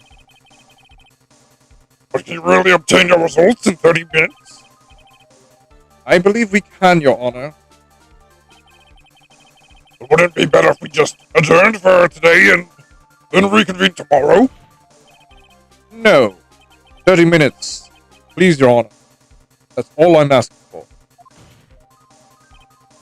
please, Your Honor. Very well. At the prosecution's request, this court will now take a 30-minute recess. But be advised, I will not allow another recess today. Not sure if this is helping or hurting us. The court will now take its final recess of the day.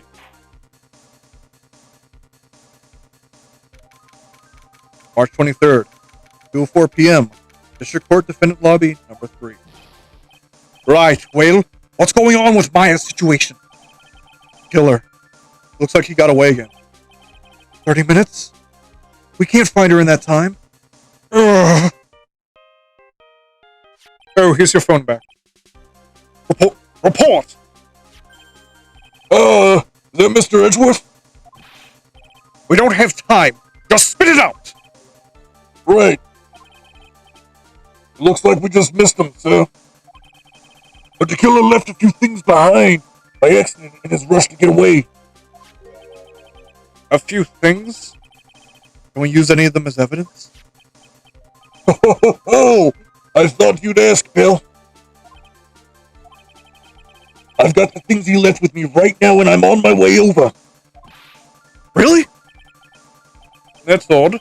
Any items like that are usually sent to the crime lab first. We don't have time to wait for those guys, sir.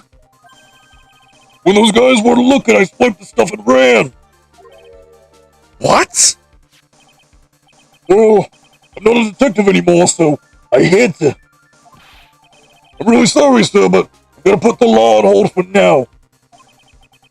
Sounds bad. I hope he doesn't get in too much trouble over this. With my uncle's junk car. I'd say I'd be over there in about 20 minutes, sir. Don't worry, I'll be there. Wait for me. Alright. Just get here in one piece.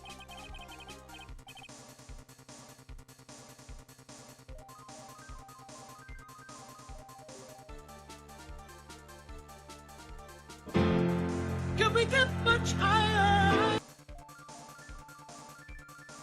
I'm on a mission and no one can stop me now, sir. No one. I'm pulling out all the stops and running every red light. Don't do that. Items left by the murderer. Huh. Maybe there's something among them that will be decisive enough to end this. Fuck.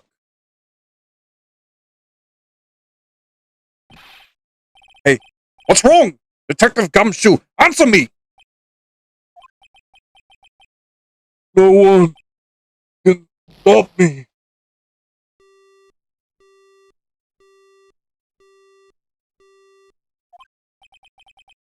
What happened? It sounds like he had an accident.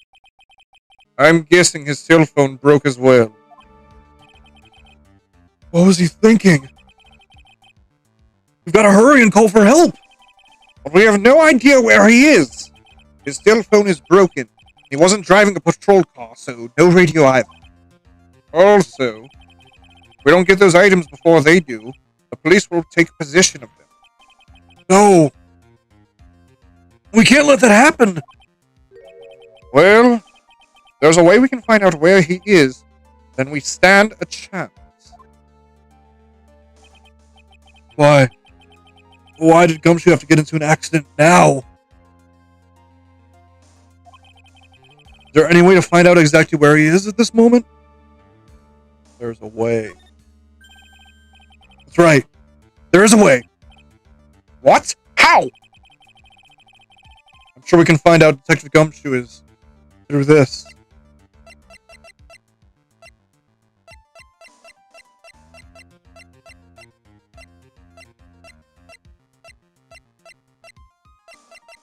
Oh, I don't have a health bar. Why are you bringing up Francisca at a time like... Oh, I see. I'll try and get in contact with her, but the chances are slim, but she's all we have. Francisca. She even wants to help us? Edgeworth. What is it? I don't have any right to judge anyone ever again. I know my client is guilty, but what I'm doing now,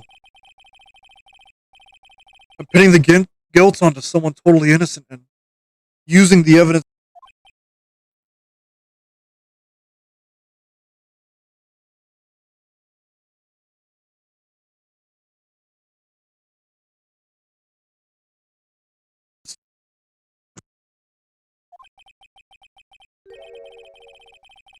It might be my turn to say.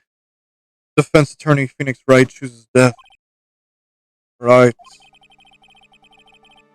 It doesn't suit someone like you to cry useless tears. Whether you did your job well or not, that can only be seen after the verdict has been decided. The verdict. Is the prosecutor of Edgeworth here? Yes, bailiff. Yeah, there's a phone call for you, sir. They said it was extremely urgent. They're probably finished with the handwriting analysis. I have to go take this call. In the meantime, think hard about what it is you must do. Be continued.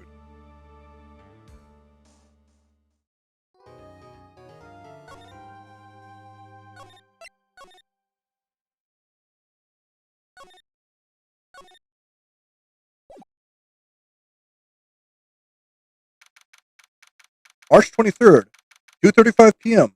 District Court, Courtroom, number 3. Court will now reconvene. I assume both sides are ready? Yes, Your Honor.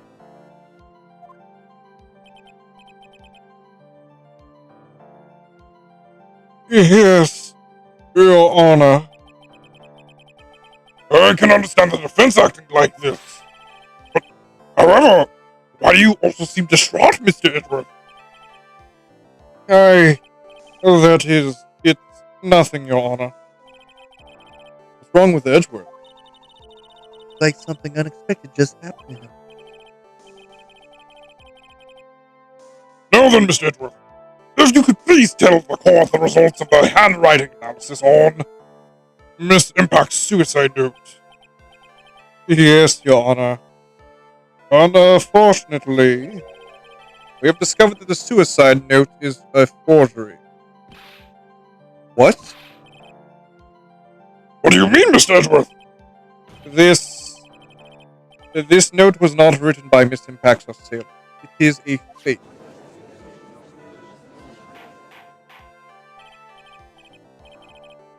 Order! Order! Order! Mr. Edgeworth, would you care to explain what is going on? This was not written by Miss Impact, then who wrote it? We would need more time to do a more detailed analysis. However, it appears that the handwriting matches that of the victim, Mr. Juan Corrida. Mr. Corrida? Well. Looks like Miss Impacts never left a suicide note after all. She never wrote anything about On Guard.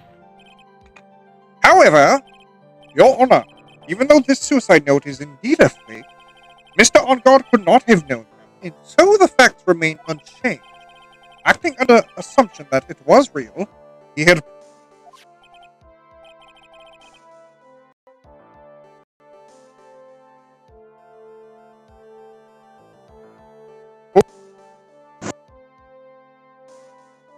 That does seem very plausible. Theory that On Guard had no idea the suicide note was fake. Something seems a little wrong with it.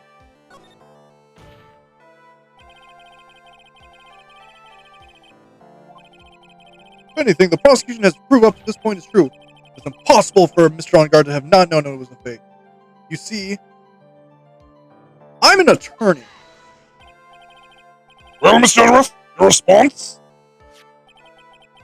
I believe that even more important is finding out if this note is real or not.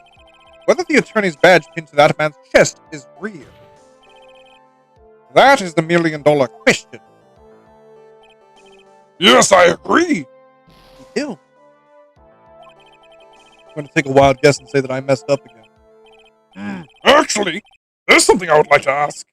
Mr. Edgeworth, you had stated something earlier to the effect of the defendant had spied on Mr. Corrida's private life. I believe this would mean that he would have known about the note as well. That's it. Yes, and so naturally, this means that Mr. On Guard would have known that the note was a fake.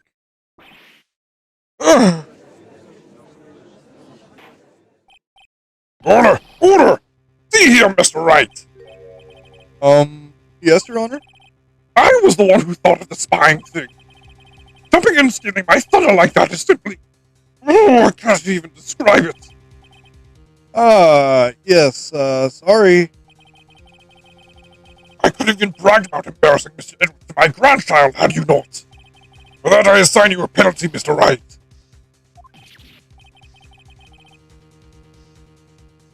Time for hard mode. What? Only I kept my mouth shut. So then, the defendant knew the suicide note was a fake. But if that's the truth, then the situation has suddenly changed in a very dramatic way. Exactly, Your Honor. Prosecution's theory as to what Mr. On-Guard's motive for murder was, it has suddenly disappeared into thin air. But, Your Honor, it's not as if Mr. On-Guard had monitored Mr. Crater 24 hours a day. Perhaps the victim wrote the note in a place Mr. On-Guard didn't know of. Well, right back at you, Mr. Edgeworth. Why don't you show us some proof that the victim made the forgery at an unknown place? Urgh! Order! Order! Order! Mr. Edgeworth! Looks like this time it's you who has dug his own grave. As I figured. As you figured? As I figured, it came down to this after all. Mr. Edgeworth, you're not making any sense. When I heard the results of the handwriting analysis, I thought this might happen. The question is, what's next? What next? The prosecution can't prove that Mr. On-Guard's motive through the evidence. Then we must prove it from another angle. Well, I agree with you there. Your Honor, the prosecution, would like to call a witness to the stand at this time. Oh, well, that's fine. However, this witness is a little, unusual.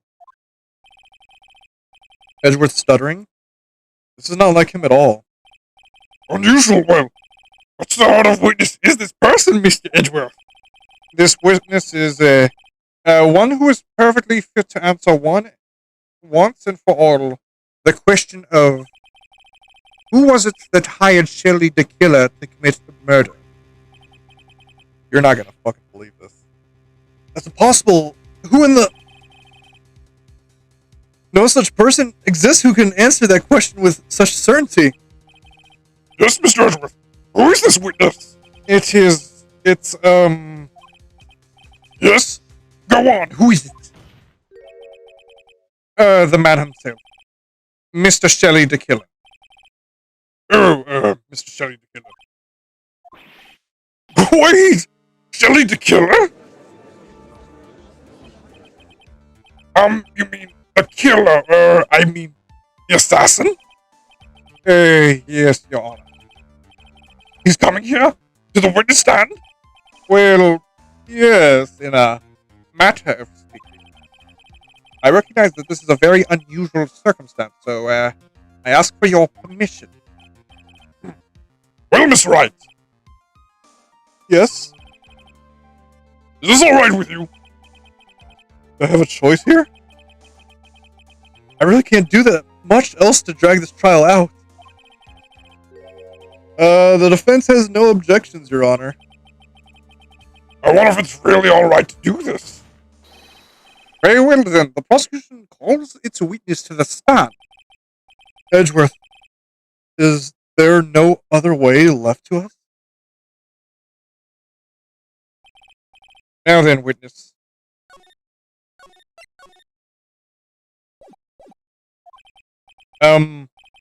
Your name and, your occupation, please. Very good, sir. My name is Shelley the Killer, and I am a professional assassin. I say! What is going on?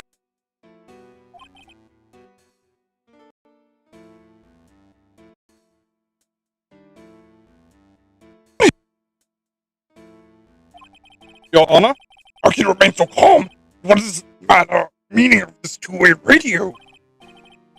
Actually, Your Honor, it was delivered to me just now, and it came with a condition. As long as we do not trace its source, the killer will testify to this court. So this must be what that urgent phone call he got earlier was about. Oh no, this will not do. I cannot allow this in my court. First of all, we can't even be sure this is really the killer himself. Witness, please present some proof that you are, in fact, Shelley the killer. I understand. Please wait a second. I'm so hungry. Maya! Maya! A voice! Mr. Wright, can you confirm anything from this? The defense has no objections to this person. We are satisfied that this man is indeed Shelley the killer. Looks like we have run into yet another unexpected turn of events. It doesn't seem like we have too many choices under these circumstances, so... Now then, witness, there's one thing I would like to confirm before we speak of anything else. And what would that be? At the request of a client, you killed Mr. Juan Carida. Is this correct? It is as you say. I did indeed kill Mr. Juan Carida. Hmm?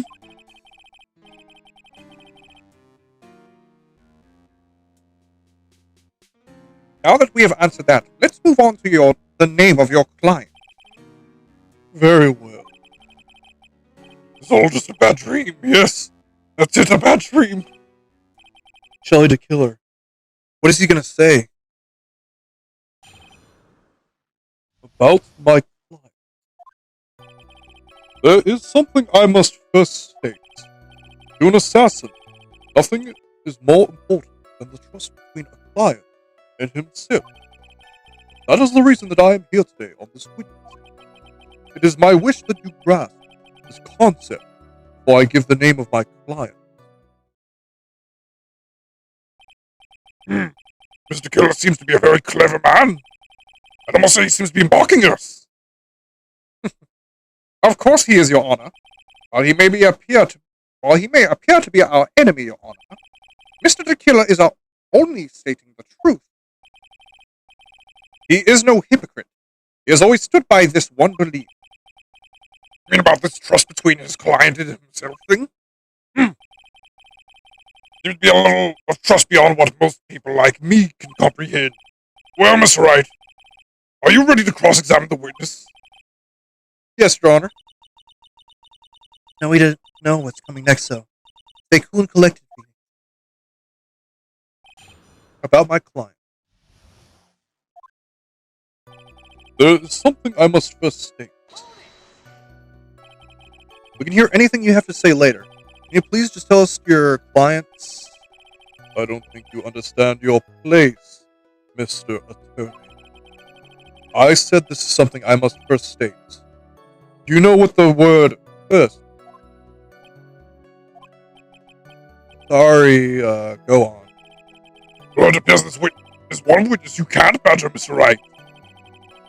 That's only because you don't know about Maya's situation. To an assassin, nothing is more important than the trust between a client and himself. Trust between you and your client? I provide my services in a fast and efficient manner. In exchange, I trust that my clients are discreet about me and my identity. If many people knew my fate, it would be quite troublesome. And that is why you're testifying in this matter? This is the first time one of my clients has ever been accused of murder. I must preserve the killer name so that my clients can trust me. But couldn't someone stab you in the back and break your trust? It has never happened before, but if it ever did, Yes? that person wouldn't be my client for very long. They were certain. That's enough, please, no more. Very well. It was only a hypothetical, anyway. And that is the reason I am stand here today on this witness stand. That seems a little strange to me. I mean, you're about to tell us the name of your clients. I would think that this would be very bad for them. It doesn't matter to me. This client has already broken the rules and acted outside of their prescribed role. The role? This person tried to implicate another of the crime in order to save themselves. And this is a trespass that cannot be forgiven. You? Who gave you the right to be so high and mighty? To the gentleman who just spoke to us. Excuse me, what would you care to die? No, I didn't say anything. The judge had better wash himself. It is my wish that you grasp this concept before I give the name of my client. We understand. So please, tell us the name of your client. I'm afraid I cannot do that. I still have a few things to say before I do. Ugh! Egomaniacal. Not good for your health to be so aggravated. You won't live for very long if you let everything bother you. Somehow, becoming from an assassin makes it less than comforting. I don't really care about all the extra fluff. Just tell us the name already. Patient. Try to calm down a little. Important to try and understand his mind. Seems very steadfast and closed, so you're gonna have to work to get him to talk. I'm not his therapist, you know. There's something I must first.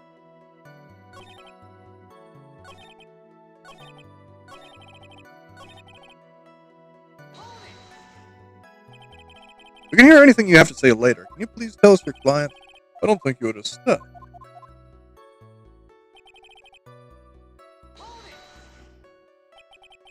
Trust between you and your client?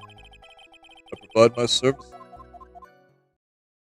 A person who frames another is the worst kind of stupid. And that's why you feel you can betray this person?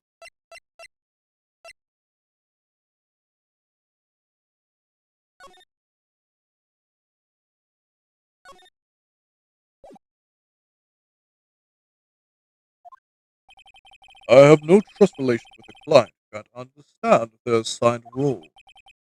Just my luck. An assassin with a conscience. Who would have figured? Now then, everyone, do you think you can understand my logic? This case just keeps getting better and better.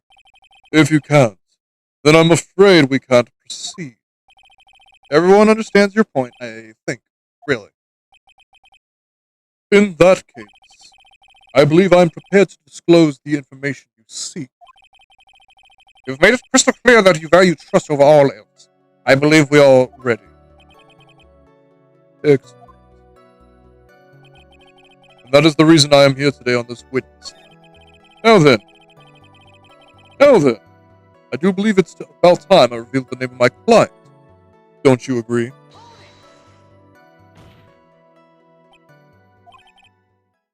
What is it? Now I can't bring myself to ask the client's name. If you can't ask it to Mr. Wright, then I will. Witness. What is the name of your client who requested the murder of Mr. Juan Corrida? That person's name.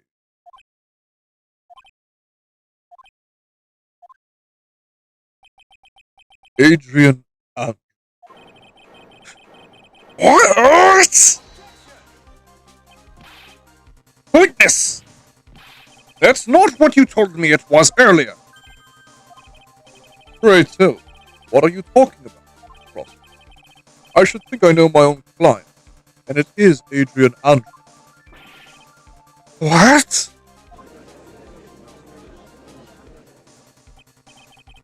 This can't be. On the phone earlier. What's going on here? My guess is that Mr. the Killer just stabbed Mr. Edgeworth in the back. Stabbed Edgeworth in the back? I'm sure in order to get an audience with this court, Mr. the Killer told him a very different name. Matt on guard, perhaps? Knew it. This is outrageous. I was deceived. This witness is telling a very serious lie. You're the one who summoned this witness. You, Shelly the Killer. My testimony is the truth. The defendant at the moment is Matt on guard, am I correct? All I wish to do is procure his acquittal. Wow. All of a sudden, it feels like we can actually win this. Yeah. Prosecution has failed to provide a motive and has instead provided a suicide note, which is a forgery created by the victim. Furthermore, there's a possibility the defendant himself knew it was a fake. Most definitely of all, we've heard from the assassin himself the name of his client. Mr. the Killer's client who requested the murder was not the defendant at all. No. With all this evidence, it is obvious to me that this means that Mr. Matt on guard is innocent. I seem to have caused you all a bit of confusion. Please, continue the discussion. Call me when you have reached a verdict. Bailiff, please bring Miss Adrian Andrews in immediately. But now, with the way this is going, On Guard will be found innocent. This may be our last chance to save Maya. Yeah, but Edgeworth is right. The killer is lying. And On Guard, my client, I know he's guilty. Can I live with myself if I win this? Who would have believed that the prosecution's own witness would absolve the defendants? Your Honor, the prosecution requests permission to further question the witness. Shelly the Killer is certainly lying under oath, and that is a crime that cannot be forgiven. It wasn't me. Listen, everyone, please. The testimony just now, it was all one big lie. Miss Andrews. Side note, may have been a fake. That man, Matt, he's the reason Celeste is dead. And Juan's death, it was all because he got pulled into Matt's twisted world. That testimony just now. You have to believe me. It was a horrible, horrible lie. Mr. the Killer himself has testified. He's named you as his client. No, that's not true. Also, there's quite a bit of evidence that points to you. The knife and the button donning the nickel samurai costume. But that's... You even have a motive. We know that Miss Celeste Impax was a large part of your life. You wanted to follow her, and you wanted revenge against the two who hurt her. I would say you have plenty of reasons to want them both dead. No! Mr. Wright! You know the truth. Tell them! Tell them the real story, who the real killer is. Tell them! Please! Help me!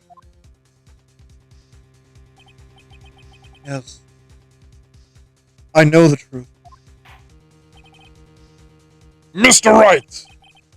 Yes, Your Honor. I believe we have reached the end of this trial. Therefore, I ask the defense for any final words or opinion. I have to decide. Do I take the not guilty verdict and save Maya? Or do I throw this chance away and wait for Gumshoe's new evidence? What am I supposed to do?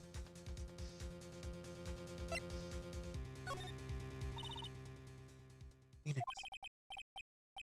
I can't do it, Maya. I can't accept a not guilty. You are a lawyer. I know.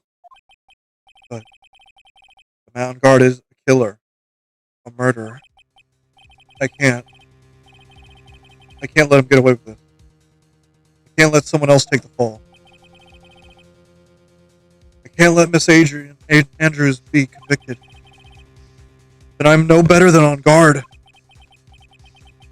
And even though I don't want to admit it, I have to face the fact that it is because of Edgeworth that I know the real truth. He could have gotten on guard convicted so many times over, but he never took a single one of those chances. If I take this verdict right now, I'd be betraying his trust. Trust. Never thought about it until now. I trust him. Yes, you do. I don't see many people talk about that moment right there very much. I don't know if Mia would have done the same thing here.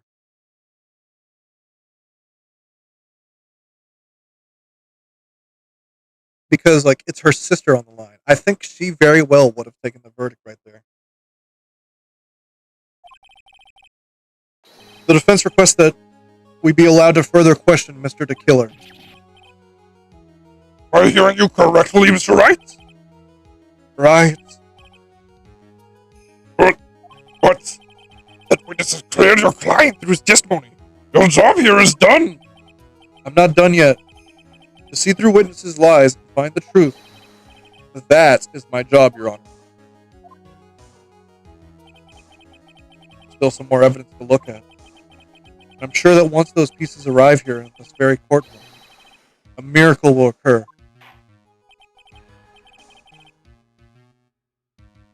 Very well. The trial will continue. Mr. Edgeworth, please re-establish connection with Mr. DeKiller. Right away, Your Honor.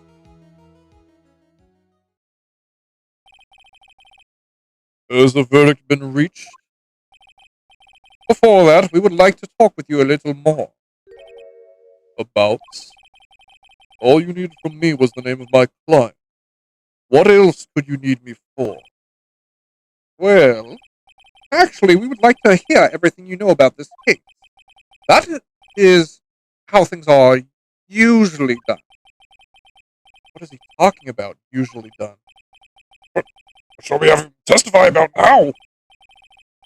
Mr. DeKiller, if you don't mind, please testify about your client in more detail. You legal people in your procedure. Is it any wonder no one likes to go to court? My client, part 2. As I have already stated quite a few times, Adrian Andrews is my client. However, one thing I simply cannot overlook is tampering with the scene of the crime. My client did it to frame another for the crime, while pretending to be the first person to discover the body and enter the scene. Adrian Andrews already knew from the very beginning that Juan Carrito was dead. But even more appalling is the creation and planting of the knife and button. That act is what I was referring to when I said my client had broken the rule.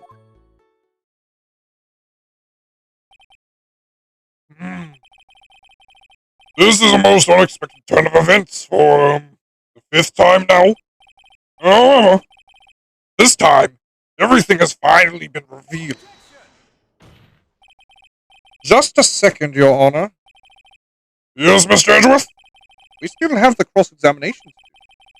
You don't need to question testimony like this. Do you, Mr. Wright? Your Honor, the defense will question the witness. As if I have a choice here. Huh? Why? What this witness has said is nothing but beneficial to the defense's case. If you scrutinize the testimony, then I'll expose the lies in that oh-so-beneficial testimony, I suppose. I don't understand what's going on anymore. That makes the two of us. About my client, part 2. As I have already stated quite a few times, Adrian Andrews, my client. However, What is it, Mr. Wright? by pressing the wrong way, might raise suspicions suspicions on his end, but I have to do something to waste more time. Witness?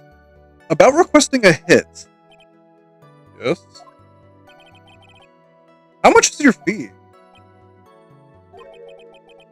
I see you are also quite a dark-hearted man, Mr. Attorney. Huh? If you would like to talk business, we can do so after the trial. Hi! Mr. Wright! His full name is Shelley the Killer. He is an assassin.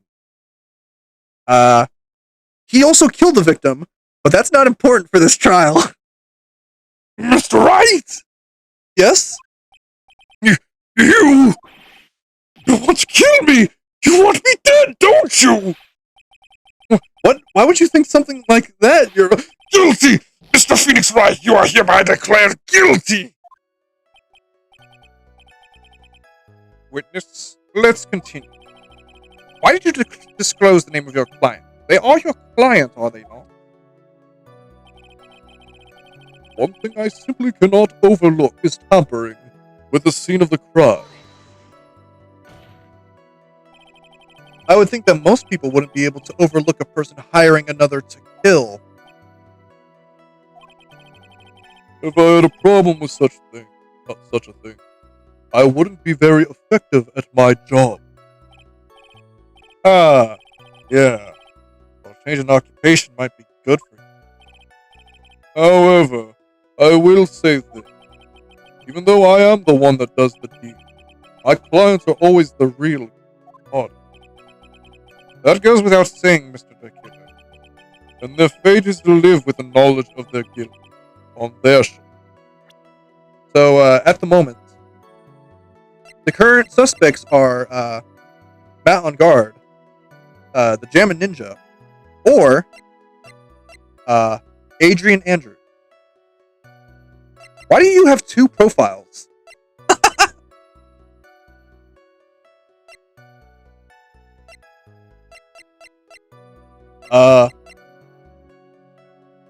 But Phoenix Wright knows that Matt on guard is the client.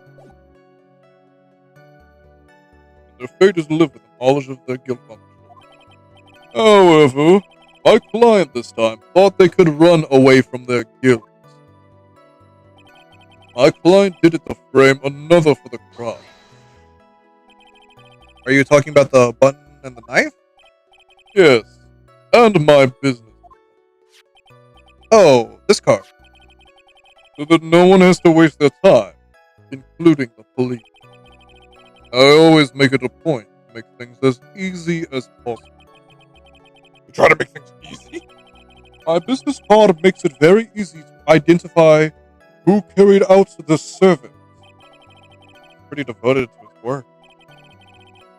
But to disregard everything, to go and stab the deceased with a knife, and even hide my card from sight.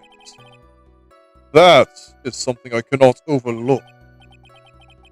It's really hard to tell if he's being truthful or not without him being here.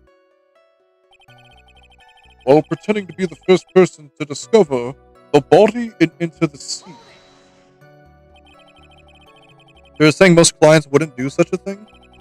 That is correct. Usually, most people try to create an alibi for themselves. If you should use my services, Mr. Attorney, I would suggest you plan for your alibi too. No, I already told you, I have no intention of using your services. Ever. Why does he keep looking at me like I'm the one on trial here?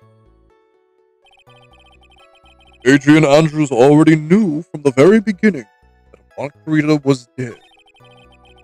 You meant to skip that. Or you meant to read it. Now I'm the one. From the very beginning? That is correct. From before my client visited the room. All of my clients know precisely what the situation is at all times.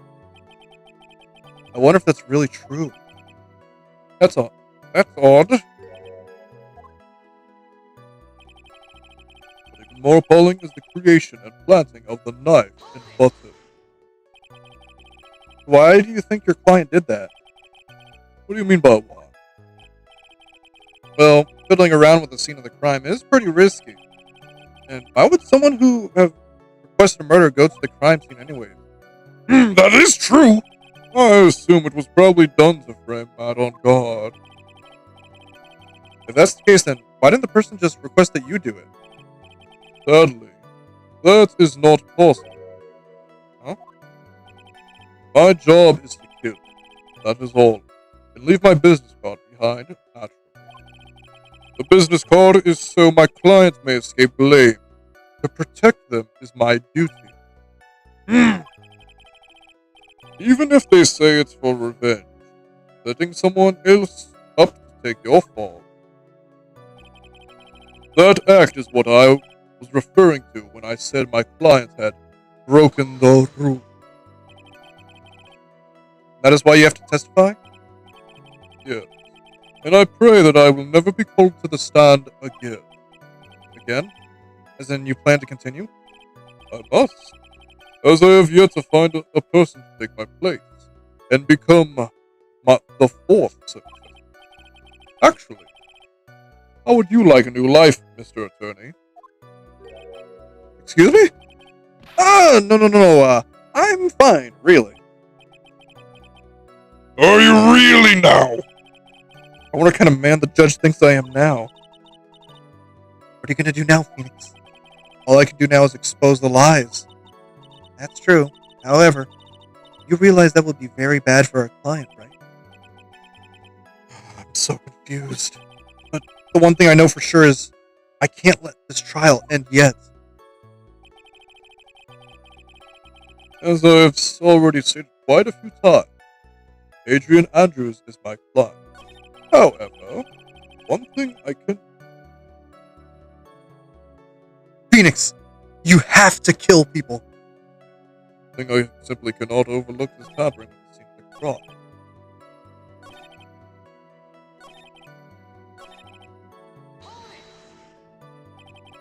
From the very beginning? That is correct. That's odd.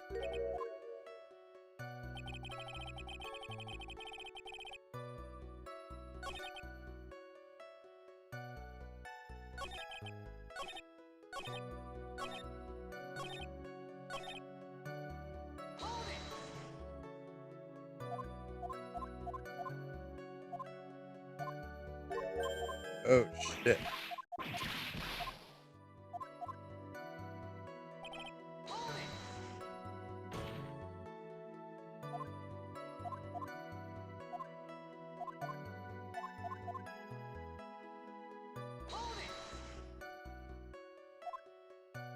Yes, then my business.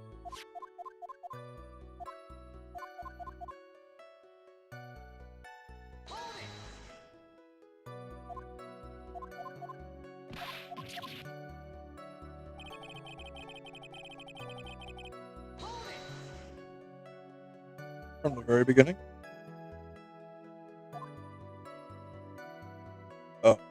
All of my clients know precisely what the situation is at all times.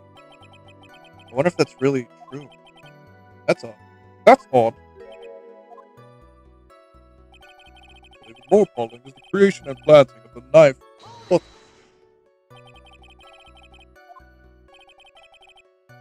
do you mean by... Well, fiddling around at the scene of a crime is pretty risky.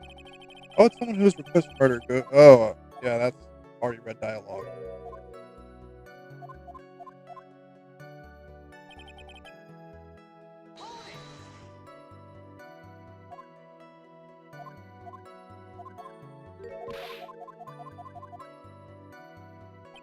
Why isn't he saying what he needs to say?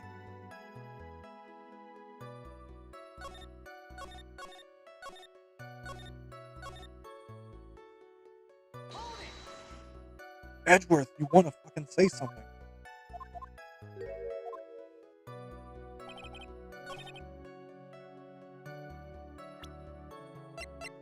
That's why I didn't say something.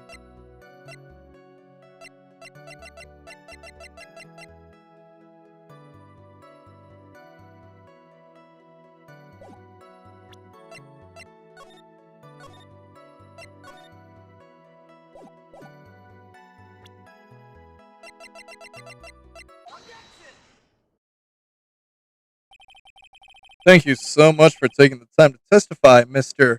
The Killer. What is the meaning of that attitude? When Adrian Andrews entered the victim's room, your client had no idea that Juan Carita had been murdered. How? How do you know that? From this wine glass, Your Honor. The glass?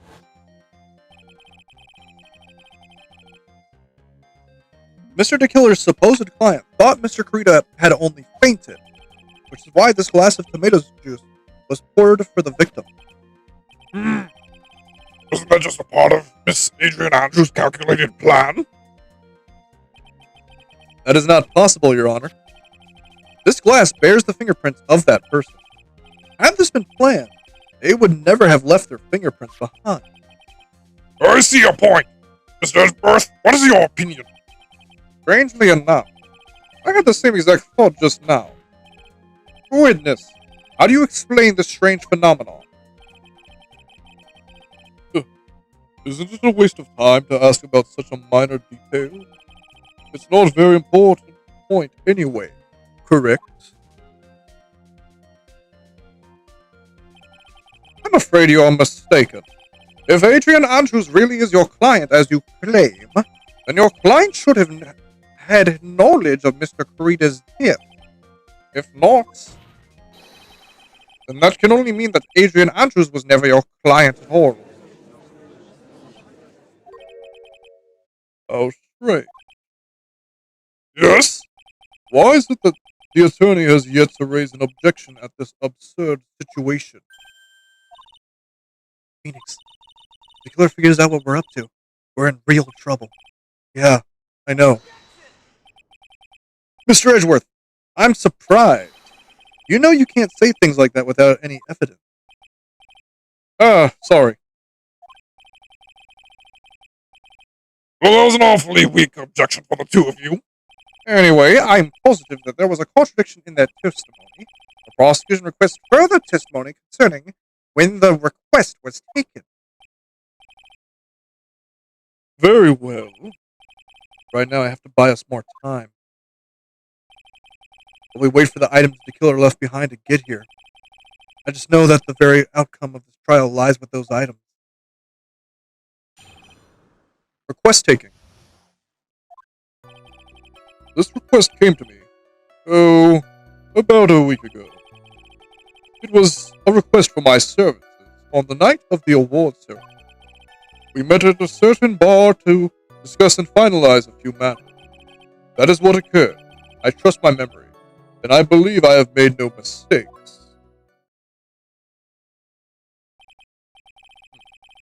So you physically met your client, huh? That is correct. Meeting one's client is the first step to building trust, in my opinion. I see. Well, Miss Wright, your cross-examination, please.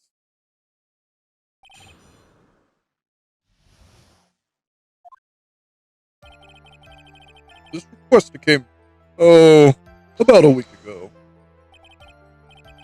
1 week ago. Are you sure?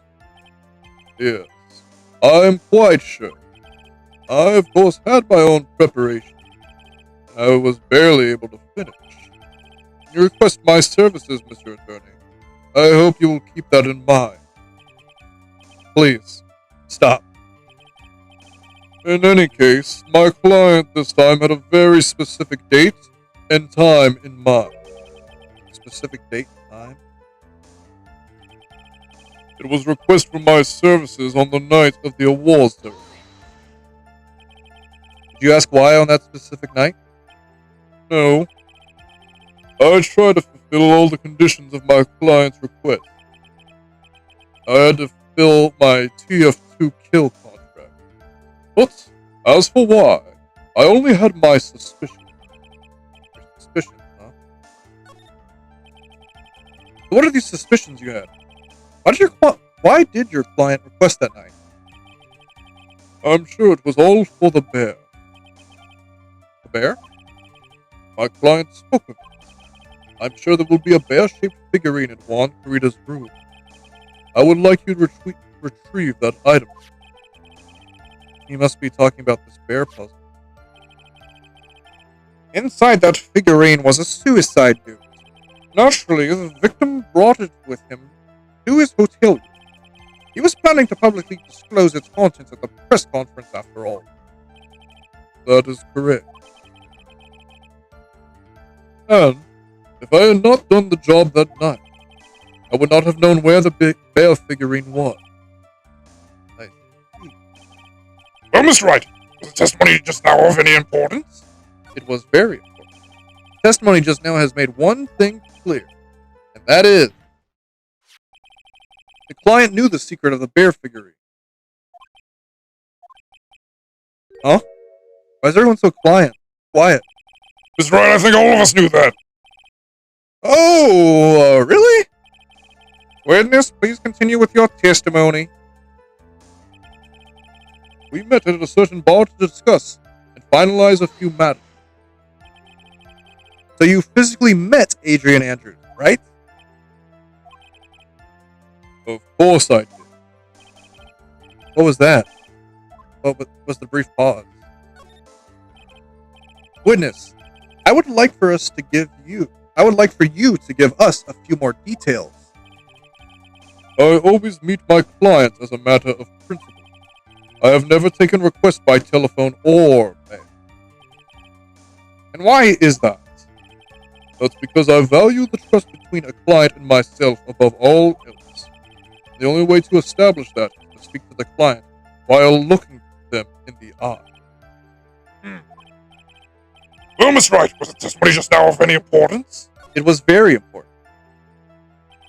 Of course, it was very important, Your Honor. If Mr. Killer had met his client before the murder, then it's unlikely that he is mistaken. You're saying that his client really was Adrian Andrews? I guess so. You see, it is just as I said.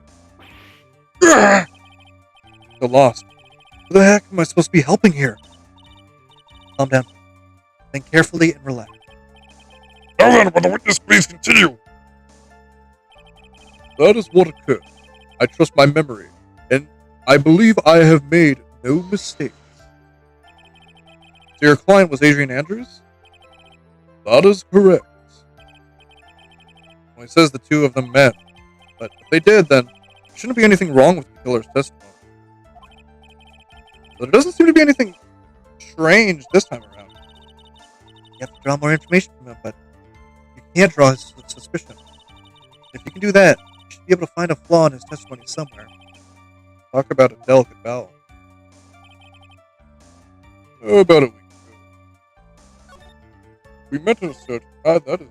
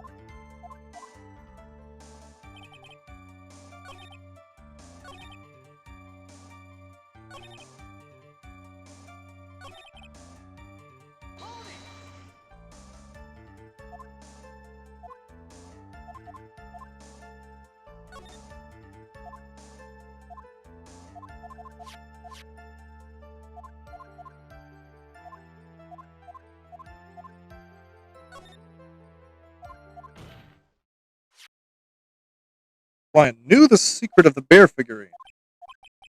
Huh? Why is everyone so quiet? Oh, that was the same dialogue as last time.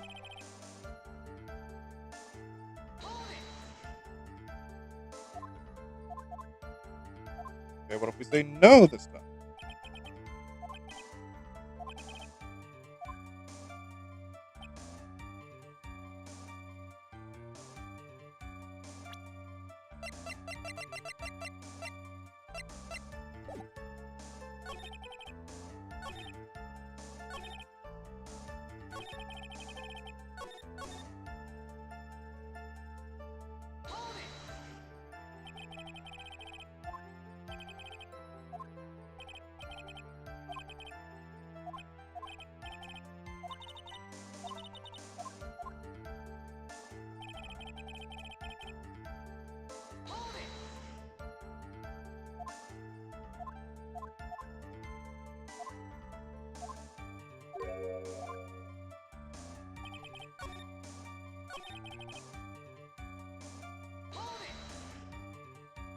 Uh,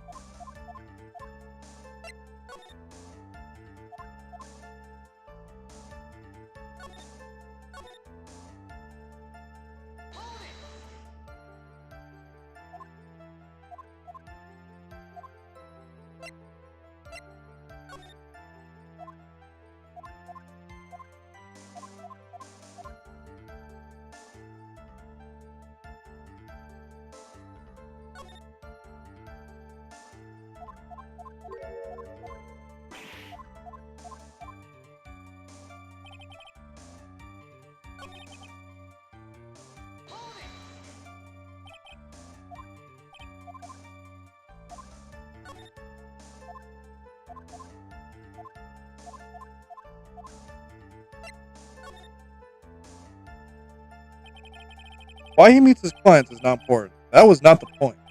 Witness, please stop sidestepping my question. What do you mean by that? My question was, did you really meet Adrian Andrews in person? I have already told you, Mr. Wright. I did.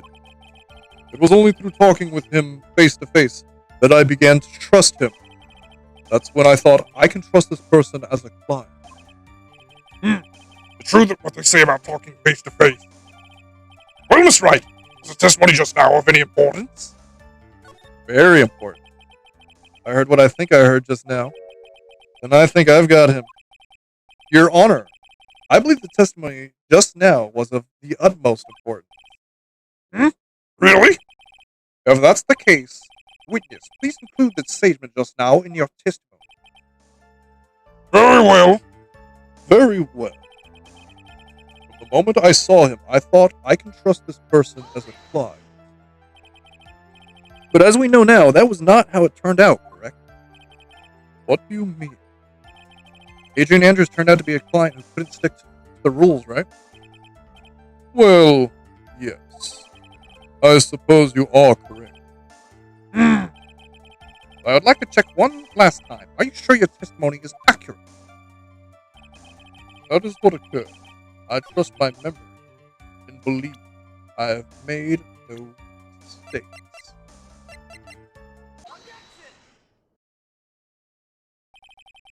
I would like to go over this one more time.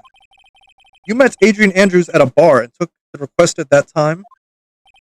Yes, that is correct. And that's when you thought he was trustworthy. How many times must I repeat myself? Yes, that is correct.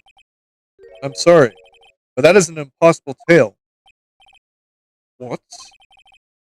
Shelley the Killer.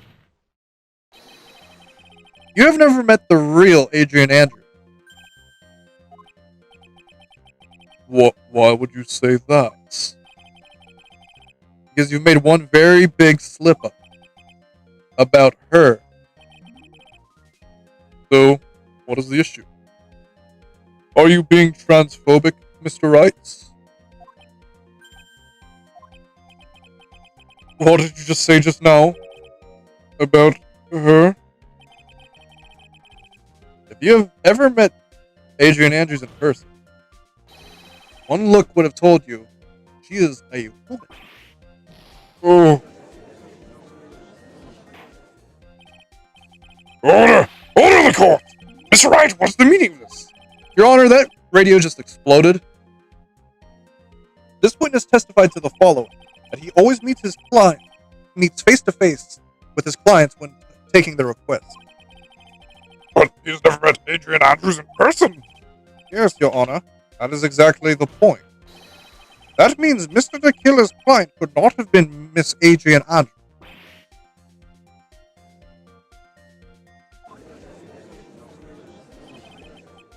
Mr. Edgeworth, I understand your logic on this one.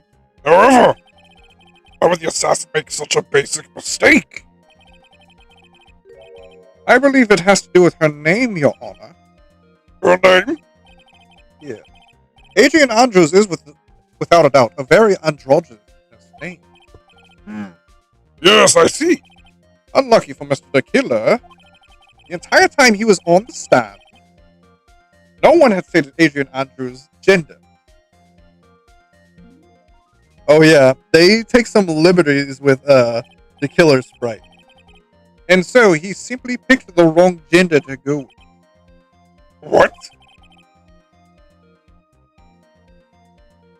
What? What is going on?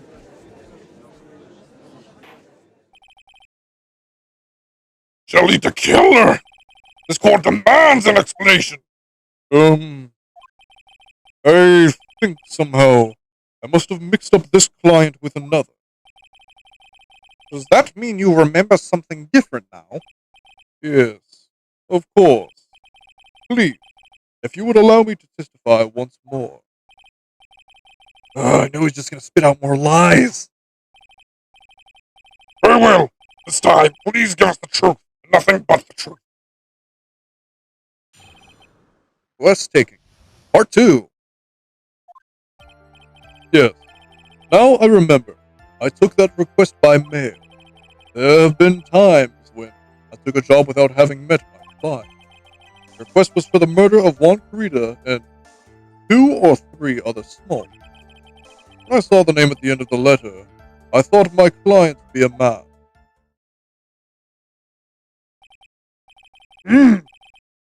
You took this job through a letter.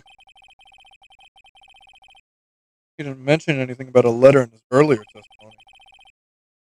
Which means he is definitely lying. Careful, Phoenix. You break the assassin's testimony completely, over for us. I know. I can't make him suspicious, but I think we're okay. Like, we can do this. As long as he's standing there across from me, no matter how strong of a punch I throw, we'll counter it. Now then, let's begin the cross-examination. Quest taking. Part 2. Yes. Now I remember. I took that request by mail. But didn't you just say you always meet your client? Yes, I suppose I did say that. However, there are some clients for whom a meeting is simply not possible. But didn't you meet your client this time? No, I did not. Oh, come on now. Let's stop with this game of cat and mouse. Using your silkiest voice is not going to work on me. Alright then. Just cough it up and confess. It's right, you can badge your witness with such harsh words. You're lawyers, so behave like one and present evidence instead of mindlessly yelling. Now then, do you have any proof that Mr. Killer met with his client? I don't have proof, Your Honor. I'm sorry, Your Honor. Unfortunately, I don't have any proof. I see. Your line of questioning was just another waste of time. Sadly for us, Your Honor, that is the nature of right and wrong. There have been times when I took a job without having met my client. And why could you not meet certain clients? Recently, I've been receiving more requests. If I met each and every client, I would lose some nice business opportunities. Nice business opportunities? On top of which, the times have changed. It is now the age of information and computers, correct? Well, I have joined the time, and now take the request via electronic mail. Electronic mail? You have to mail that in a special...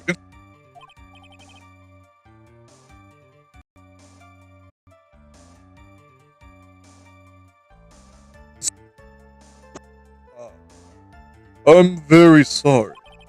I despise the shortening of words. What I meant by electronic mail is what is commonly referred to as email. Email! The contest of mimicry, the judge would beat a parrot. Hands down. Him. Anyway, so you took this job without having met your client, huh? The request was for the murder of Juan Carita and 2 or 3 other small things. 2 or other 3 things? Yes. And what were these other things? A few other things that have nothing to do with this case. What should I do? Should I let him slide with that? It'd be really bad if I pushed his buttons the wrong way and he got mad.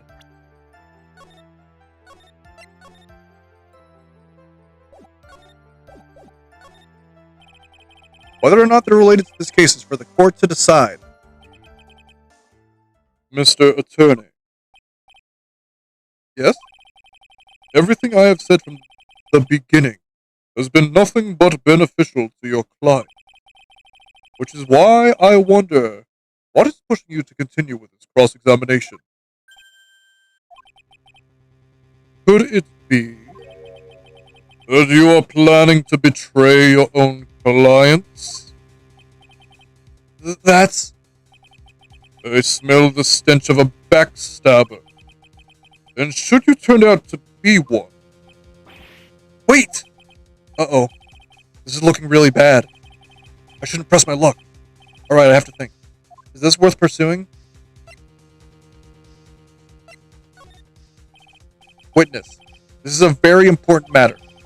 Please cooperate and tell us what these other jobs your client requested were. if it's truly that important, I suppose I don't have much of a choice. The bear figurine. The bear figurine? After the assassination of the target, I was to find that figurine. I was told that this job was just as important as the actual killer. And where was that figurine? It was inside Mr. Kurita's suitcase. And then, what did you do next? I handed it over to my client right away. You gave it to your client. Interesting. This information certainly sounds important to me. Witness, please include what you have stated in your testimony. As you wish. One of these was to find the bear figurine and to give it to Adrian Andrews. I found this figurine at Mr. Onguard's mansion. If you gave it to Miss Andrews, then what was it doing there? I was waiting for her there. That was also a part of the plan to frame Mr. Onguard, I'm sure. That makes a lot of sense. Well, Miss Wright, you have any problems with this piece of testimony? So the killer says he gave the figurine to Miss Andrews. But I know somewhere in that statement, there's a contradiction. And yet, I know that if I present something trivial here, he'll cut the connection on his end. You want to make a strong point, Phoenix? You have to present strong evidence. He's right. Now what, Dr. Wright? I still have more, Doug. No use. As long as I can't put my finger on the central problem here. Pressing this witness anymore would be extremely dangerous. Appears Miss Wright has no problem. Well then, witness, please continue. When I saw the name at the end of the letter, I thought my client to be a man. You're saying that you never saw your client's face? Not even once? I did. Once. It was when I went to give my clients the figurine. Yes, I see. But Miss Andrews was wearing a mask at the time. A mask? I think it was Samurai's mask. I'm guessing. Miss Wright, what do you have to say about this? Do you have any problems with this piece of testimony?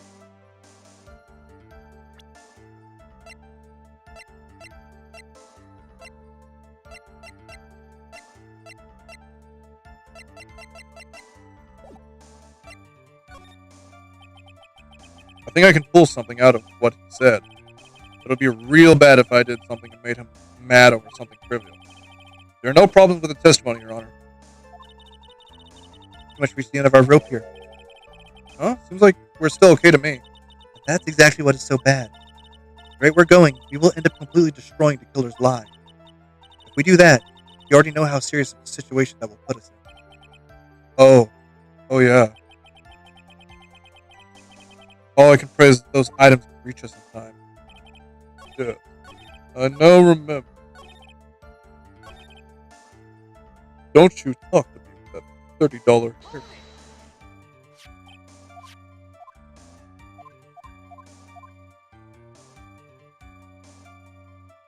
Oh wait, no, it was the other one.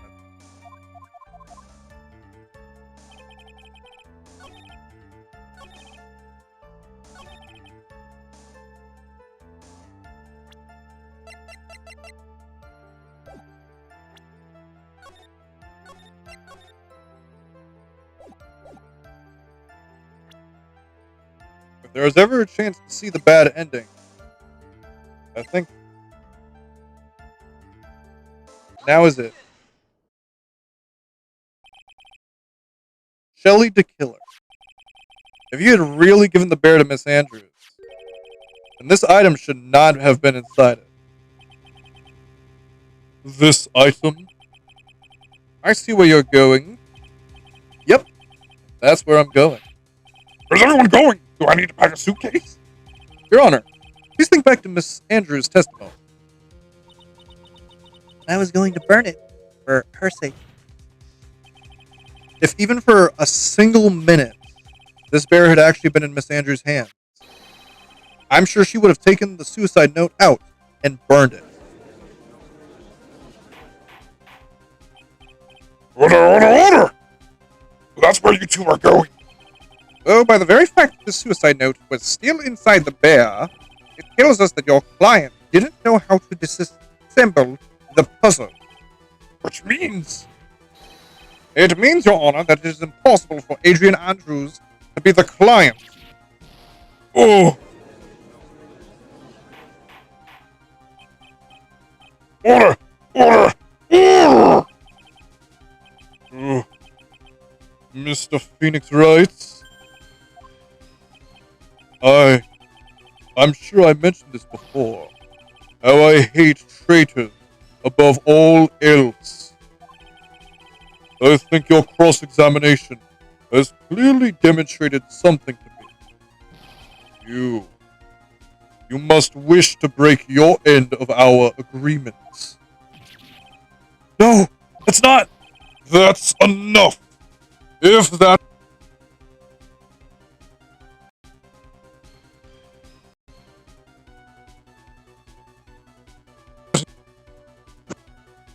That's enough! If that is your intention, then there is only one thing for me to do. Wait, please!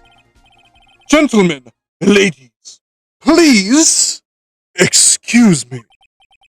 I have a matter that I must attend to. No, please! Not that! Please, wait! Mr. Attorney, bring this trial to a speedy end, and I may stay my hand. Otherwise... What?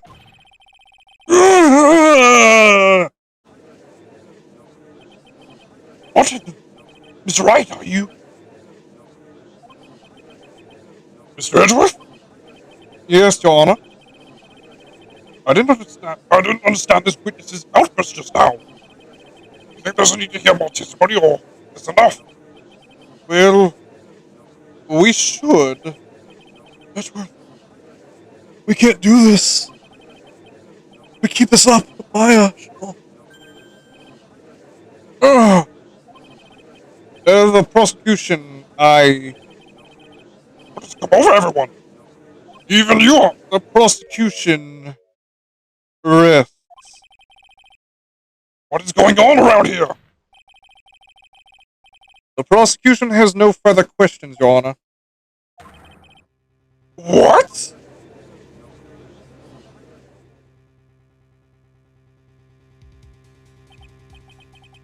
Well, I never thought I'd see the day. This is a most unusual situation. If the prosecution rests with no further questions, then the prosecution has failed to uphold its stance. If that is the case, then, even though I am reluctant, I must believe that Mr. DeKiller's testimony is accurate. That would mean that Shelly DeKiller's client is Adrian Andrews.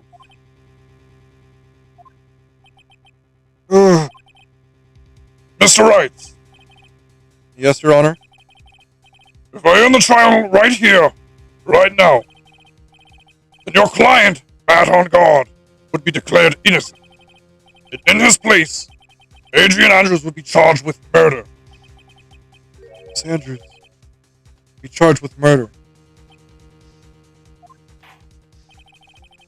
The prosecution has no further questions, so we will now hear the defense's final remarks. Bailiff, please bring the defendant Matt on guard to the stand. Guidance from the killer's hideout. Didn't make it in time.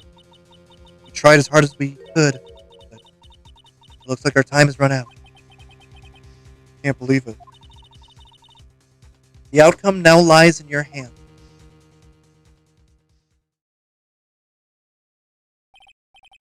Dude, did the old guy finally decide? To be honest, I can't think of you as a truly innocent and good person. You've done enough evils to drive a woman to suicide. But, at least on the charge of murder, it would appear you are innocent. Huh. So, I guess the old fuddy-duddy figured me out. Mr. On guard! What an atrocious lawyer I have, giving his own client up like this. And the refreshing like a spring breeze crap. It's just as atrocious, don't you agree? Anyway, get on with it. Pronounce me innocent already. Right, Mr. Lawyer? Should I side with justice? Or should I save Maya's life? You'd better get on guard and guilty sentence, okay? But if I did that, Maya will die. But if I say he's innocent, then Miss Andrews will be charged as the murderer. Do I say he's guilty or not guilty? Either choice I make, someone's life is going to end.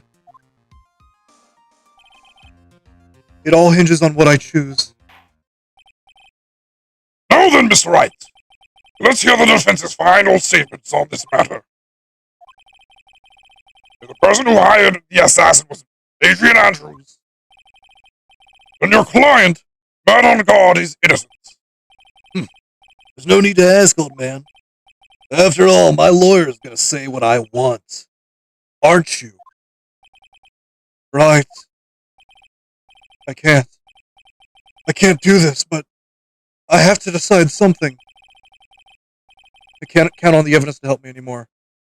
I have to listen to my heart. My client, Matt on guard, is...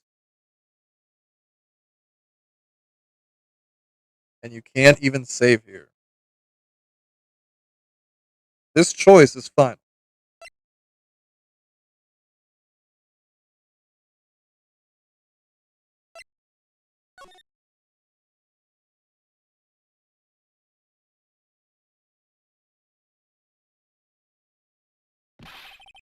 We're waiting for your answer, Mr. Wright.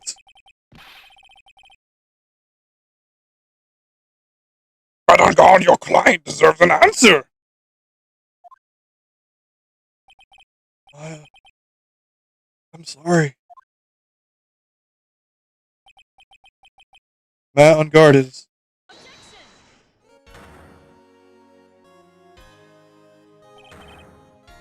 Francisco von Karma!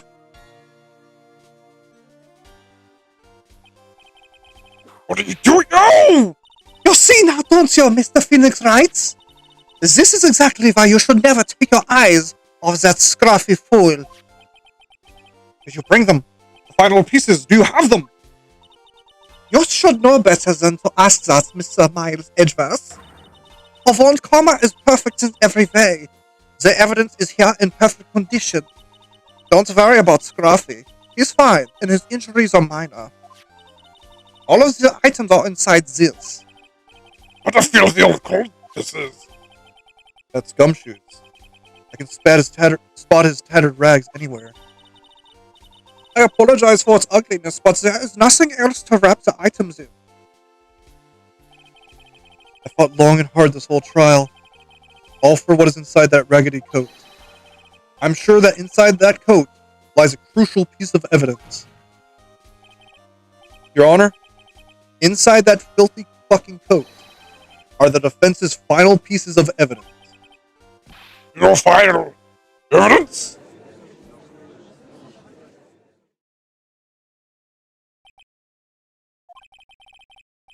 This trial is already over.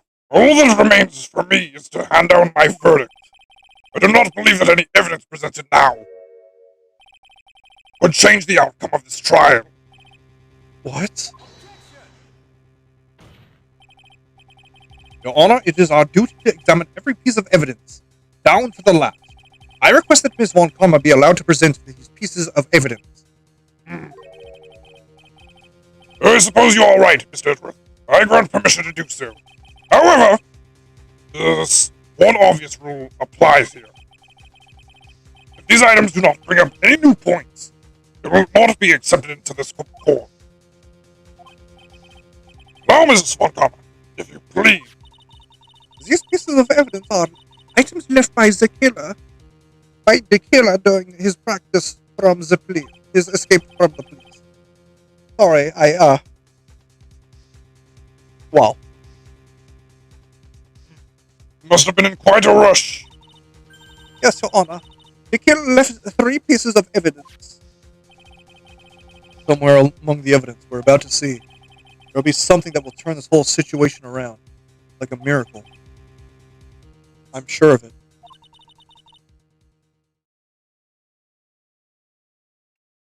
That is all we can hope for. The first item is a pistol. Does the killer's pistol have anything to do with this case?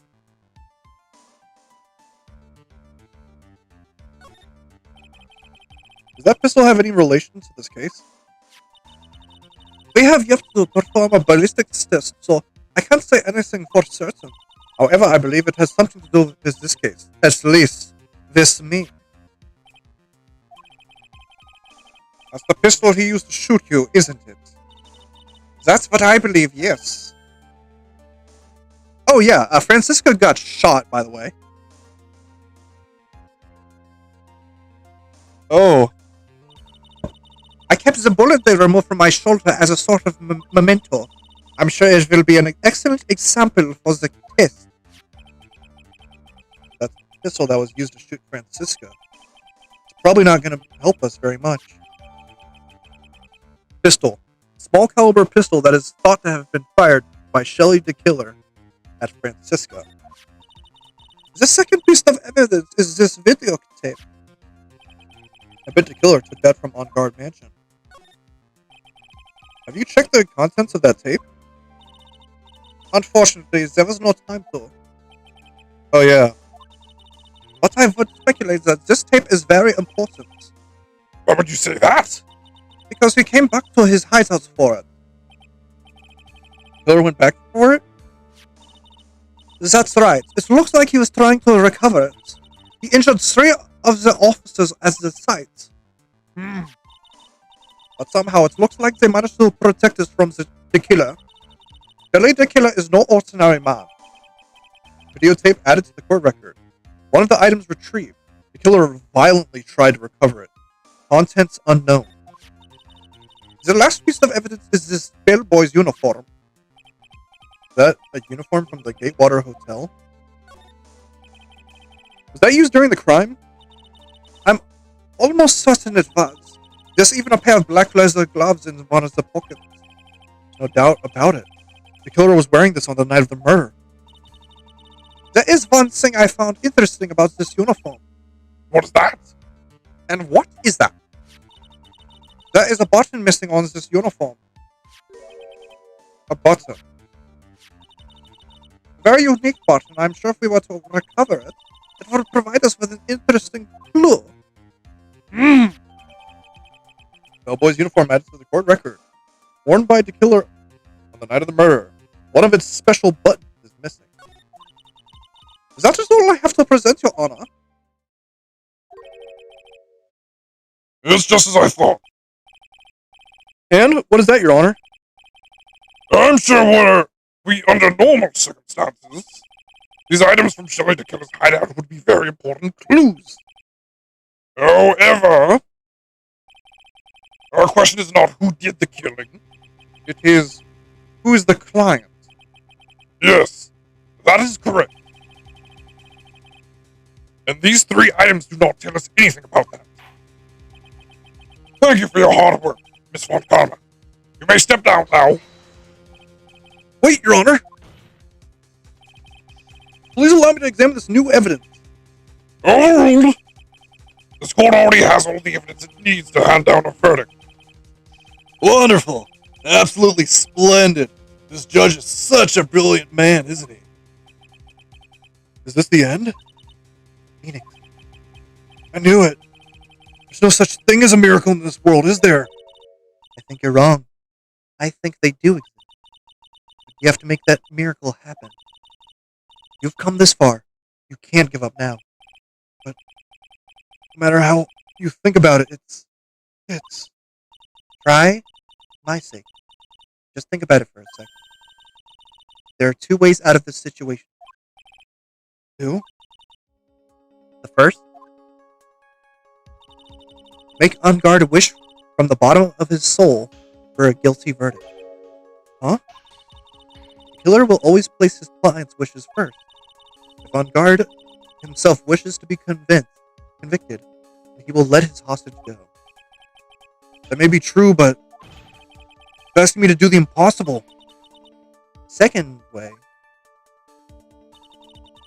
force the killer to end his contract with On Guard. If the killer were no longer to think of On Guard as his client, he would let Maya go.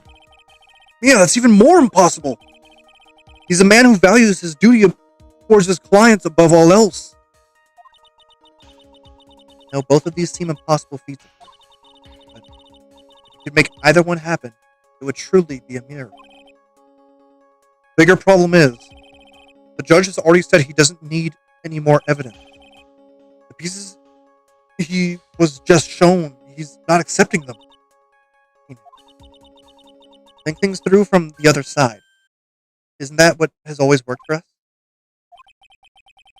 The other side. Wait, does she mean? You mean to turn things around? Phoenix, the judge says he doesn't need the evidence. If that's the case, then who does need it? The person who needs the evidence. The defense, prosecution, and the judge. We have all seen the pieces of evidence. That is how we have come to know the truth. But there is one person who has yet to see them all. That person does not know the truth. That truth, it may be what will bring about the miracle in the end. There are no objections to this time, correct? Now then, I will produce my verdict. Why don't we all respectfully sit back and listen, kid?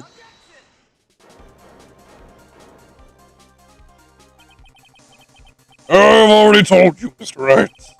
This court does not need more evidence. I'm not saying it is us that needs the evidence, Your Honor. Then, you want to show the evidence to that person? Yes, Your Honor. Please, Your Honor. Mr. Wright, for you to ask with such passion, I will grant you one chance. One chance. Please show your evidence to who you think is the right person.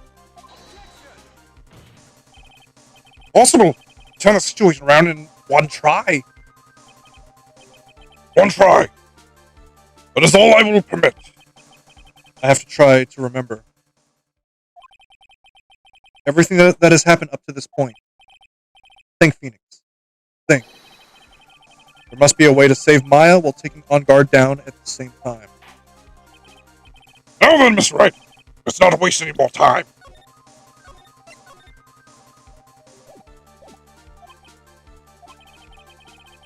Who would you like to show the evidence to?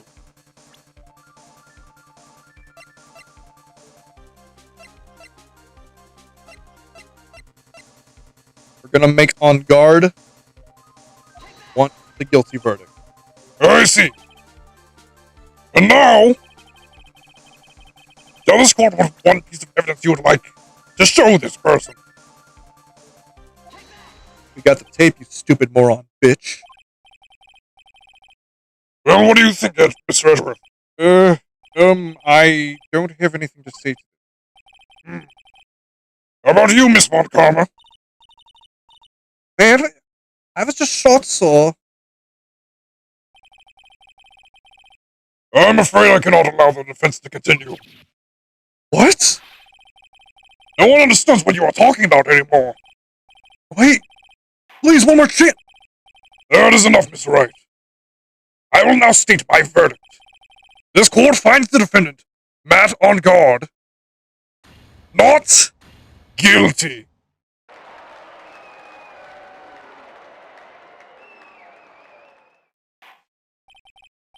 That is all.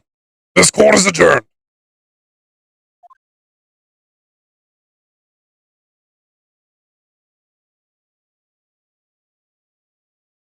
Just like that, the case came to an end. I ran away from the courtroom and wandered the streets alone. Never saw Maya again. The killer is a man of his word, so I'm sure he released her as promised. I heard the verdict of Miss Andrews' trial a few days later. She was found guilty, of course.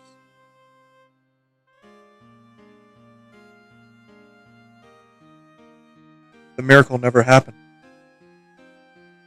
Maybe it was never meant to. Because a miracle is something that doesn't exist. The end.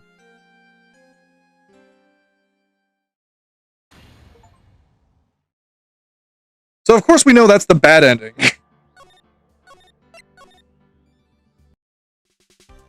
The bad ending is if you get him a not guilty. Let's not waste any more time. Who would you like to show the evidence to? The killer. I see. And now, tell us the court what one piece of evidence you would like to show this person.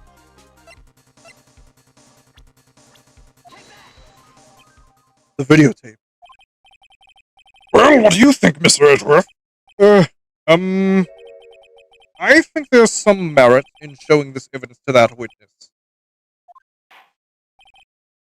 Bailiff, please bring in the transceiver from earlier. Alright. Looks like I managed to convince him.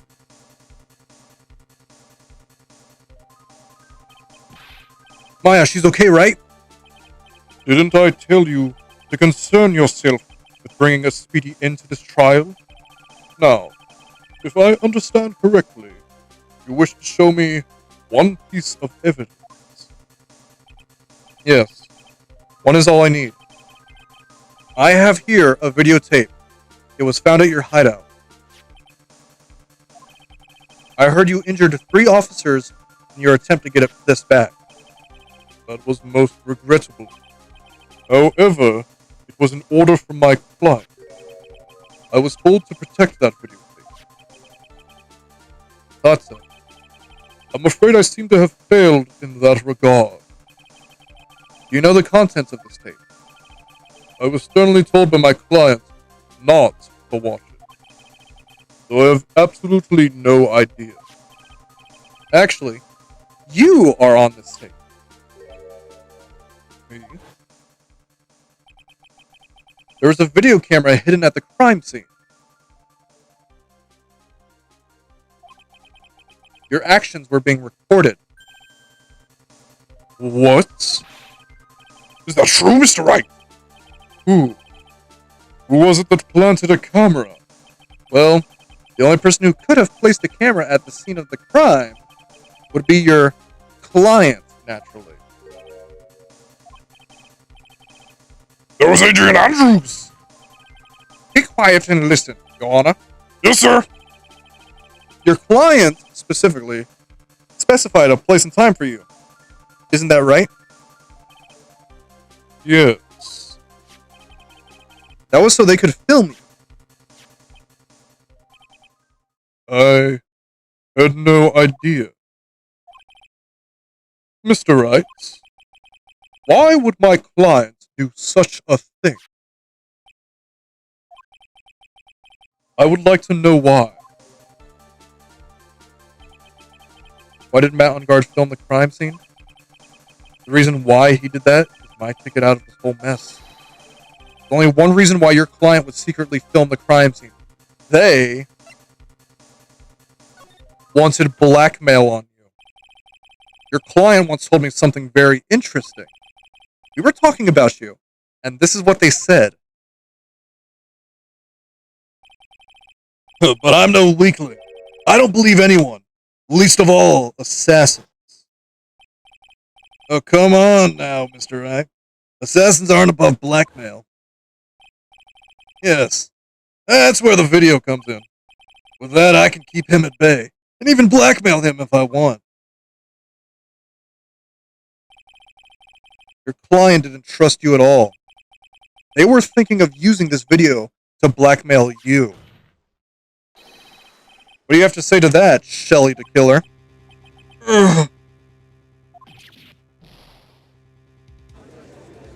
Oh. It looks like I was being deceived from the very beginning. Yes, by a natural. That is the kind of person they are. Your client is a person who only thinks in plots of how to use people around them to protect themselves from any and all dangers that may arise. That is the true nature of your client. I have one question for the witness. Yes. You told us one thing numerous times during your testimony. You said that you detest traitors most of all. Yes, that's right. What if that traitor was your own client? What would you do then? That's obvious. I would break our contract in that case. And then that client would become my next target. For the honor of the killer name, even if it takes an eternity, I would follow that person to the ends of the earth to exact my punishments.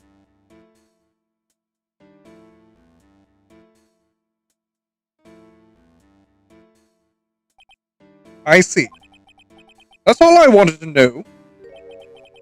But the traitor becomes the killer's next target. I get it. This is how we turn this case around. Mr. Wright. Yes? My contract with my client is over, as of now. I seem to have a new job on my hands. I will now return to you your precious item. I need an item. Maya, thought I'd never see you again. Thank goodness.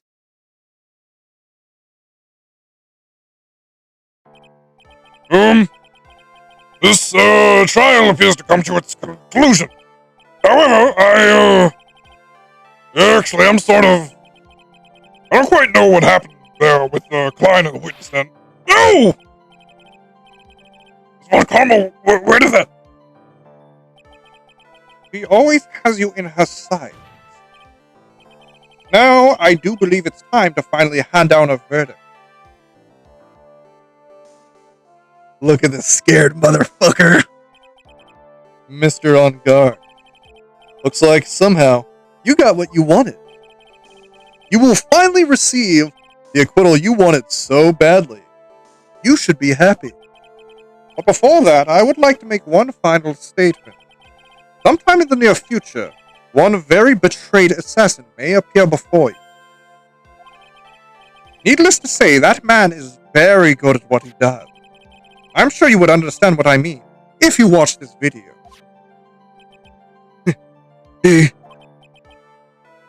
Help me. Now then, Your Honor, the verdict, if you please. Is this all right with you, Mr. Wright? You have finally reached the end of a very long battle. Whether he's convicted or not acquitted, there is no escape for him now. Go on, Phoenix. Lead whichever way your heart tells you. Right, Chief. Alright. Canonically, Phoenix Wright should plead guilty. This is a moment for him to, this is part of his art. This option gives you more dialogue. Congratulations, Mr. Matt on guard.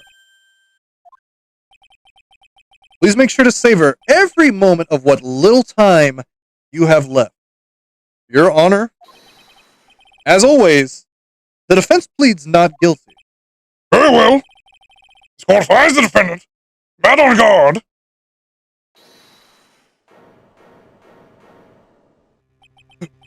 Please, wait! What's the matter? If I get a not guilty, I'll be killed!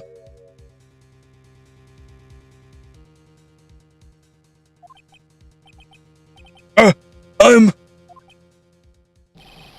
Oh! Guilty! Guilty! Guilty! Guilty!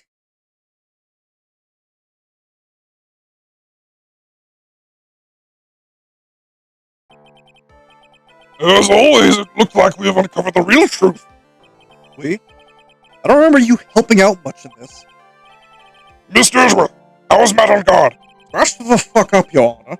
I have left Mr. Von Karma in charge of his incarceration. I'm sure he's getting a full-course meal of whip leather right about now. Very good. It was a close one, wasn't it, witness? Yes. I plan to pay my debts to society for my own crime, Your Honor. First time I was called to the witness stand during this trial, all I felt was despair. Must be talking about the time Edgeworth really went after her. I guess she's trying to forgive him for what he did. This witness, how should I put this? I won't. If you're going to...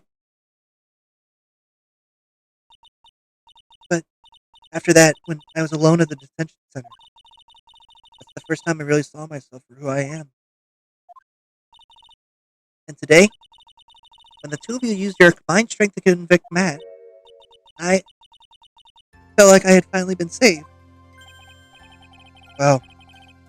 This is the first time I've ever seen her smile. I really am happy that you two are in charge of this case. I really don't know how to express how I feel at this moment. This is the first time I felt comfortable with myself, with who I am. Thank you so much, everyone. Fuck yeah. It looks like we've resolved everything at last. As for myself, there are still a few things I'm confused about. But everyone seems to be in good spirits. That is good enough for me. That is all. This court is adjourned. This is Phoenix Wright's first guilty verdict. March 23rd, 5:14 p.m. District Court, Defendant Lobby, number 3. You're great out there, Phoenix. What I did out there was right, wasn't it? This is the first time you've not gotten your client off. You got them a guilty verdict this time. But you have to look past all that to what's really important. You now realize that there is something more than just getting a not guilty, right? Yes. I understand now. Phoenix, think back for a second. Think to the moments before Miss Von Karma arrived with the final pieces of the evidence. Think about the incredible decision you had to make. Now then, Mr. Wright, let's hear the defense's final statements on this matter. Can't count on the evidence to help me anymore. I have to listen to my heart. Should I side with justice or should I save Maya's life? My client, Mountain Guard, is Guilty or not guilty? Those were your choices then. Your answer. Your answer spoke to what being a lawyer means. right.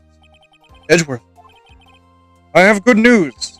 Maya is now safe in police custody. Really? Pearls, you're telling the truth, Mr. Edgeworth? Yes, she's quite safe. She's on her way here as we speak in a patrol car. Mystic Maya is safe! You really did it, Mr. Nick! Ow, she punches deceptively hard for a kid. I believe you. I kept saying to myself, Mr. Nick will save her. Mr. Nick will save her. Ah! Thanks. Oh, What's wrong? Miss Von Karma. About earlier, thanks. Oh! Why are you still smiling, Mr. Phoenix Wright? You lost! Your perfect win record has now been crushed! And yet, you're still happy? I don't think you'll ever understand, Miss Von Karma. How dare you! Don't worry. She may in time, after all. I was like that myself until a year ago. Edgeworth. For my own personal victories and for guilty verdicts, I used every dirty trick in the book, so my win record remained spotless. But a man appeared and stood fast against that selfish king. I fought him in my usual manner, tasted my first defeat.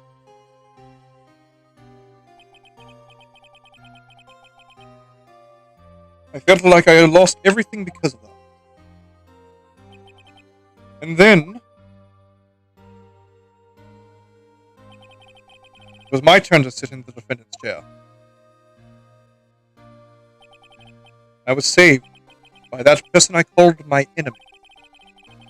I couldn't forgive myself for all that had happened, so I left the prosecutor's office. And I left that note. Prosecutor Miles Edgeworth chooses death. As well as you should have. A prosecutor who ashamed himself with defeat should crawl into a hole and die. But that was not what happened. After I left the prosecutor's office, I finally came to realize something. It was in that moment of clarity that everything began to change. That's foolish nonsense. We prosecutors use anything we can to attack the defendant. But every time we did so, no matter how desperate the situation, instead of giving up like most people, that man would hold strong with his undying faith. And then before I knew it, I began to trust in that man as well. What? You trusted your enemy? Doesn't matter how many underhanded tricks a person uses. The truth will always find a way to make itself known. The only thing we can do is to fight with the knowledge we hold and everything we have. Erasing the paradoxes one by one, it's never easy. We claw and scratch for every inch. We will always eventually reach that one single truth. This I promise you. The truth? Yeah. That is the reason why prosecutors and defense attorneys exist in little 9-year-olds. But I'm sure you already knew that already, didn't you, Wright? That's why you couldn't forgive me, this man who went into hiding. Isn't that right? This man who only had his sights set on victory, who ran away into the night. Is Mr. Edgeworth right, Mr. Nick? You really let me down. When you disappeared, I felt betrayed. The reason I decided to become a lawyer to begin with was because I believed in the things you said to me all those years ago. And you betrayed your own words. That's why, 1 year ago, I made up my mind. I decided that the Miles Edgeworth I knew had died. At least, that's what I told myself. You pathetic fool! Miss Von Karma. I don't want to hear the wretched whimpering of a disgraced loser. A Von Karma is someone who is destined to be perfect. Miles Edgeworth, you are no longer worthy. You're no longer worthy of being a Von Karma. And neither am I. It's over. It's all over. Francisca threw something on the ground just now. This is an electromagnetic receiver. Isn't that the thing she used to track Detective Gumshoe? I'll return this to the precinct. I'll return this to the precinct later. There's something else. Huh. Isn't that Miss Von Karma's whip? I'll never set foot in another courtroom again. I'm sure that's what she's saying by this action. You should keep this right. Okay. Nick! Maya! Miss Maya! Miss Maya! Fuck yeah.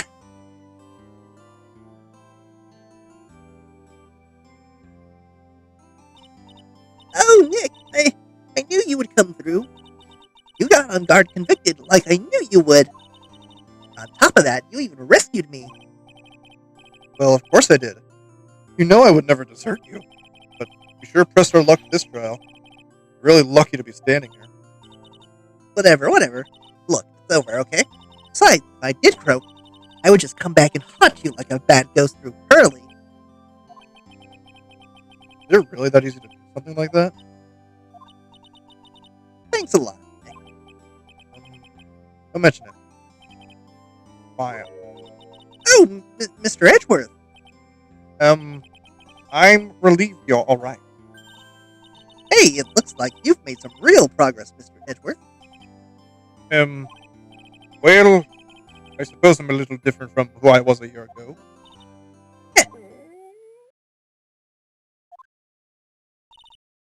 All right. I think it's time we get out of this depressing place. Where are we going? Food, Nick! Food! Grub, chow! I'm starved! I'm so hungry, even you look like a nice juicy burger on a bun to me, Nick. Think I look like a burger? Prime rib at least. Some of us, Mr. Edgeworth, please! If you, insist. Alright. So how about we hit up our usual burger joint? Don't be silly, Nick. Huh? This case messed up that awesome evening and got in the way of my gourmet food. I've decided that we have to make it up by having another feast. Another feast? Come on, Nick. Food!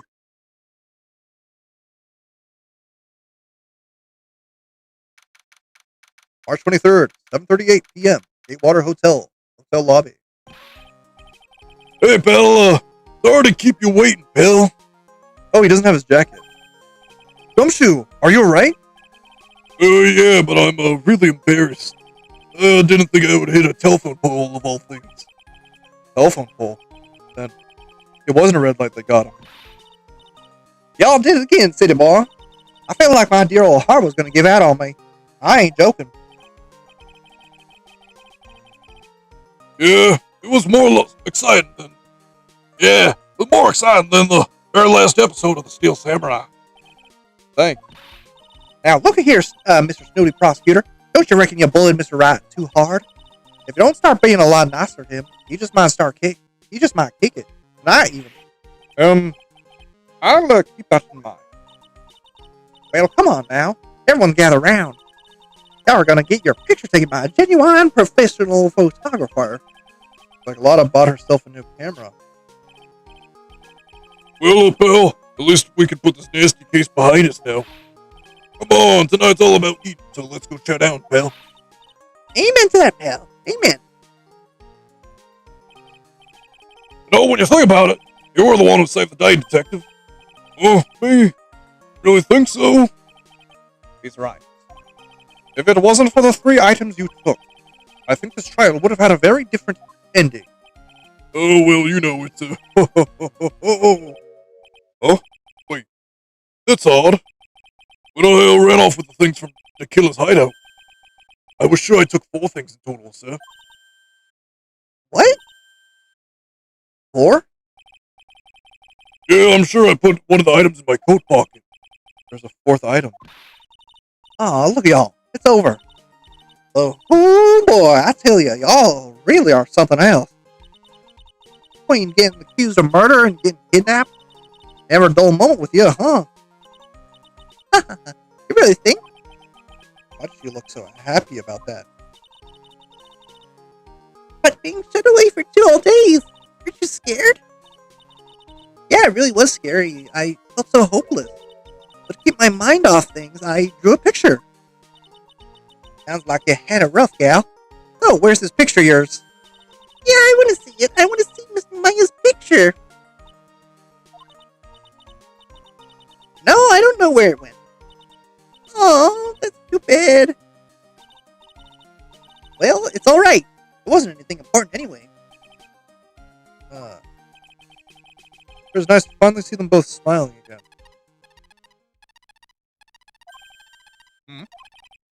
What is it, Edgeworth? This thing is picking something up. Oh, that's Miss Von Karma's receiver. Oh, thanks to her, I had the most awful experience of my life, sir. I can't believe she stuck a tracking device on me. That's odd. Even though you're standing right here, the tracking device seems to be in a different location. Oh, probably busted or something, sir.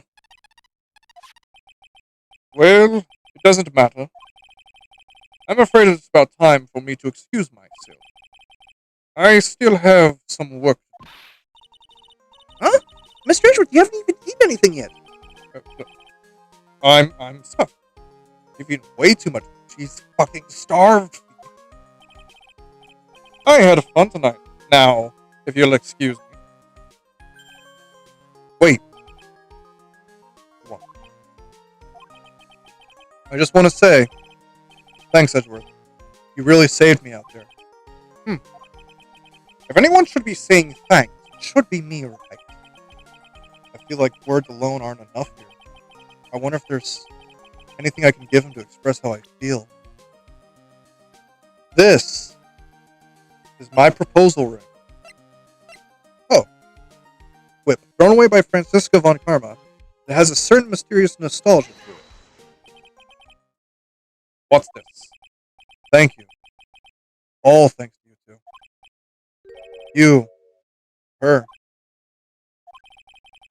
You don't need to thank me. I was only doing my job. Like Mr. Edgeworth has left, is this? Hey, Miss Maya. Yes, Pearl? I guess you two can go back to being lovey-dovey, right? You and Mr. Nick, I mean. Hurley, would you cut it out already? You're embarrassing me. Anyway, so, who's paying for this lovely dinner party? As if you need to ask. Everyone say thank you to Nick. Huh? Oh, yeah, I'm kind of at the point where I can't even buy instant noodles, pal. So, kind of already put your name on the bill. Huh? Huh?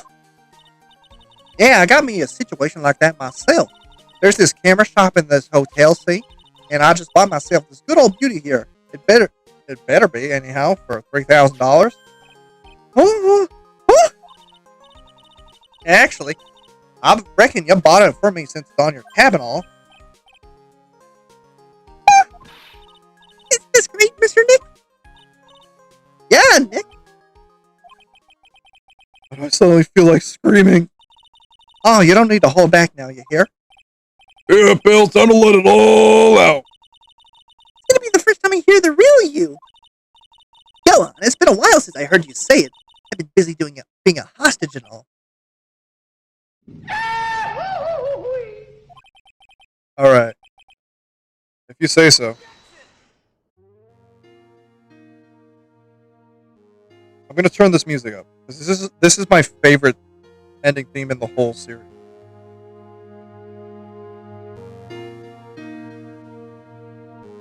Really came through for me, Nick. I had to hide that letter, but I knew you'd find it. I feel like I've been living on it lately. I mean, I escaped death 3 times now. Pretty cool, huh? I feel like a pro.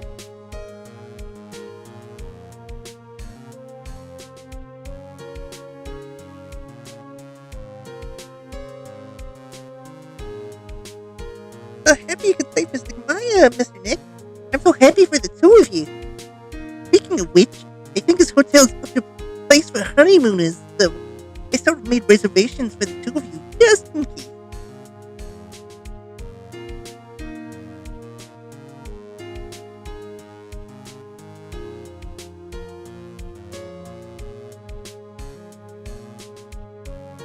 Well, look, pal, it looks like I'm back on the force again. Mr. Edgeworth had a long talk with the chief, and he got me reinstated for my sake. Heard he said things like letting that one go is bad for all of society. I knew it. Crashing headlong into everything is the only way to live, pal.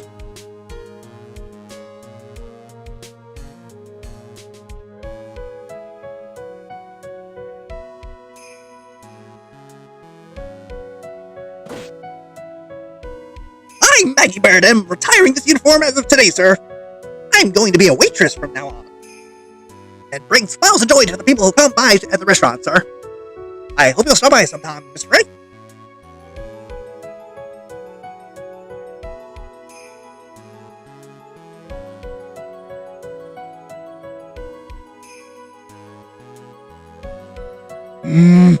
Yes. Are you here to visit a patient? I'm a daughter. Recently, yes. That girl, you know. Haven't seen her around, yes. But I remember, even if I laid so much eyes on her, it would go crack. It didn't matter if I got whipped though. Yes.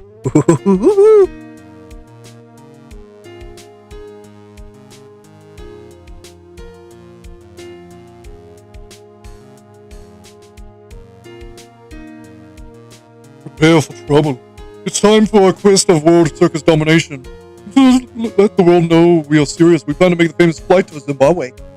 Hey, Marks, do you think Zimbabwe is like... Do you think their castle is made of cake and bunnies who can talk? I think if there's any talking bunnies, they won't laugh at most jokes.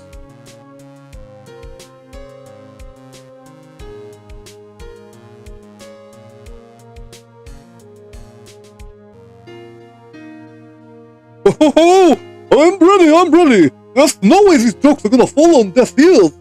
I'm gonna be more contemporary with my humor. Oh, girl, represent. You don't get to get points.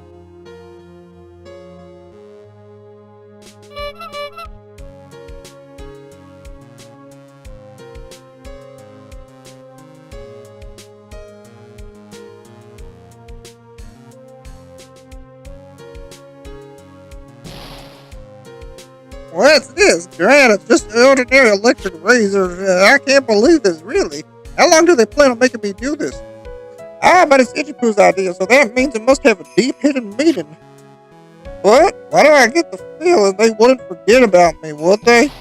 I was never like this in the old days. Everyone thought the world of me. They used to call me Queen Wendy, and they treat me like royalty, and everyone heard about it. This is going to feel the pain and the healing. They're going to feel the burn, and speaking of burn, I'm going to play with fire. Very dangerous, and because of the warehouse, and they just tore the scenery and burn right down and sink.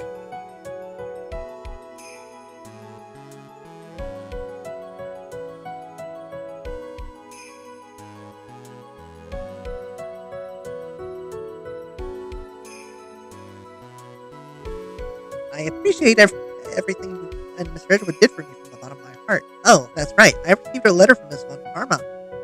Said that after I get out, I should feel free to consult her about anything at all. I'm really thankful to have met everyone.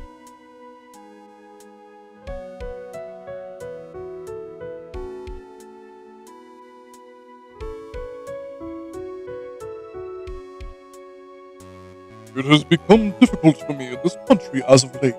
As such, I will be taking a short leave of absence. If you would like to request my services, please should be courteous. And we both be blessed with longevity.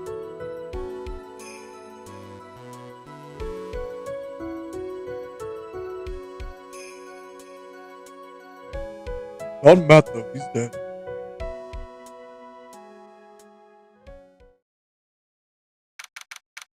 March 23rd, 9:42 p.m. International departures, Gate 12. This is where Border Control assaulted me for 30 minutes. Where are you going, Francisco? How did you know I was here? With this. That's... I heard you were planting things on a certain person. Things like tracking devices in his coat, for example. That's just like you. I only planted it there because he was always wearing it. This filthy drab coat of his.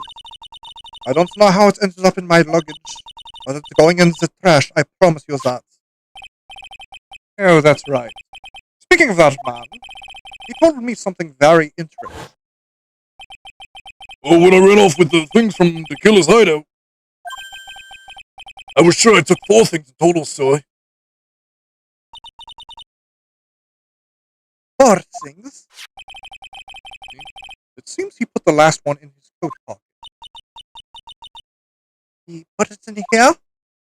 It doesn't matter anymore. The case is already over. What are you going to do now? That's none of your business. Are you running away? Shut up! You don't understand this thing! You can't possibly understand what it means to be Manfred von Karma's daughter! Francisca. So many expectations from everyone around me! Expectations I must fulfill! I'm expected to win no matter what. And a failure? Such a thing is not an option for me. My father was a genius. There's no doubt about that, but me, I'm no genius. I've always known that. But I had to be one. I had to. I may not be a genius like your father, but you are a prosecutor. You have been and always will be. No, I'm not. Not anymore. I've even thrown away my whip away. Speaking of that, Wright gave me this to hold on. I knew something like this would happen, didn't you? I'm going to say this again. We prosecutors do not fight for personal honor or pride. I hope you will think deeply about what you should be striking down with that whip. You haven't changed a bit. You've always left me alone and walked on a hit without me. Miles Edgeworth, I always hated you. And then, finally my chance to take my revenge on you arrived. I could win against that man. I could make Phoenix Wright down in defeat. Then this girl you left behind would have risen higher than you. That was supposed to be my revenge. I see. You know, I can't do it. I can't change who I am. I can't throw away everything I've been through today. I believe you can. Just like how Adrian Andrews. Adrian Andrews. You're going to use her during the trial, right? But you were dependent on your father by using his tactics. Is that right? The day you chased after me, after I had left you behind all these years. That's why we're standing here now, side by side. What? I have no intention of stopping. If you say you are going to quit your walk down the prosecutor's path, then this is where we part ways, Francisco von Karma.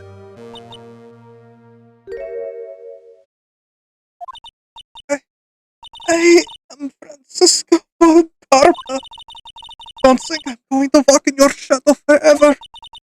Our battle begins now. So you had better prepare yourself, Miles Edgeworth.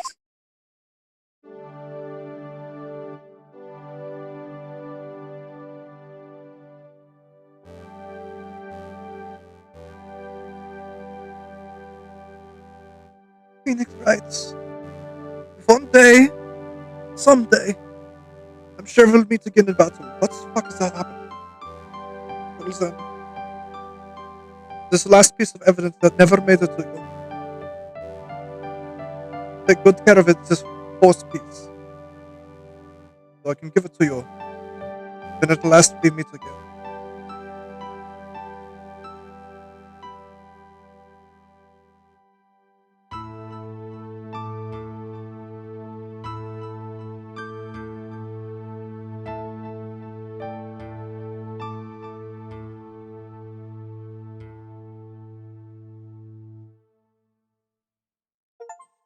And that is the end of Justice for All.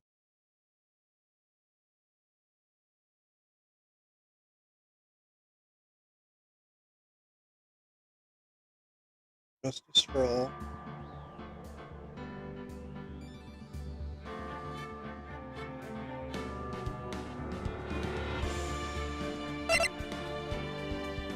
Oh no! You want to exit that because I'm going to be playing the variation of that theme.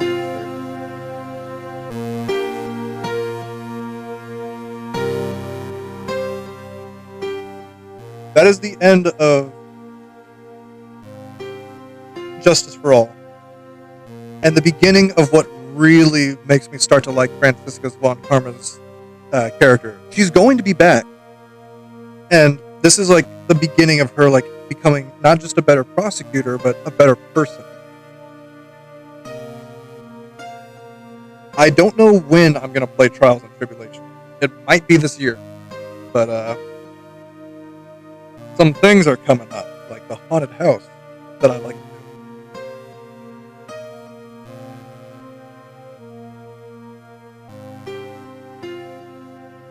So, let me check Twitch. See if I can send y'all to anyone.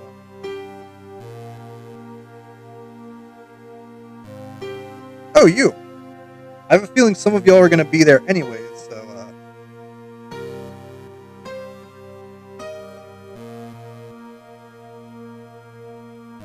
Alright. We are going to be rating Roseheim's system.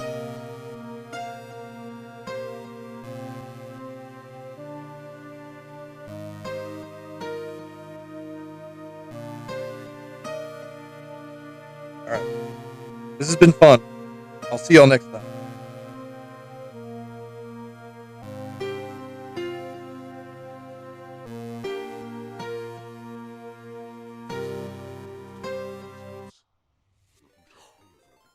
Oh my gosh.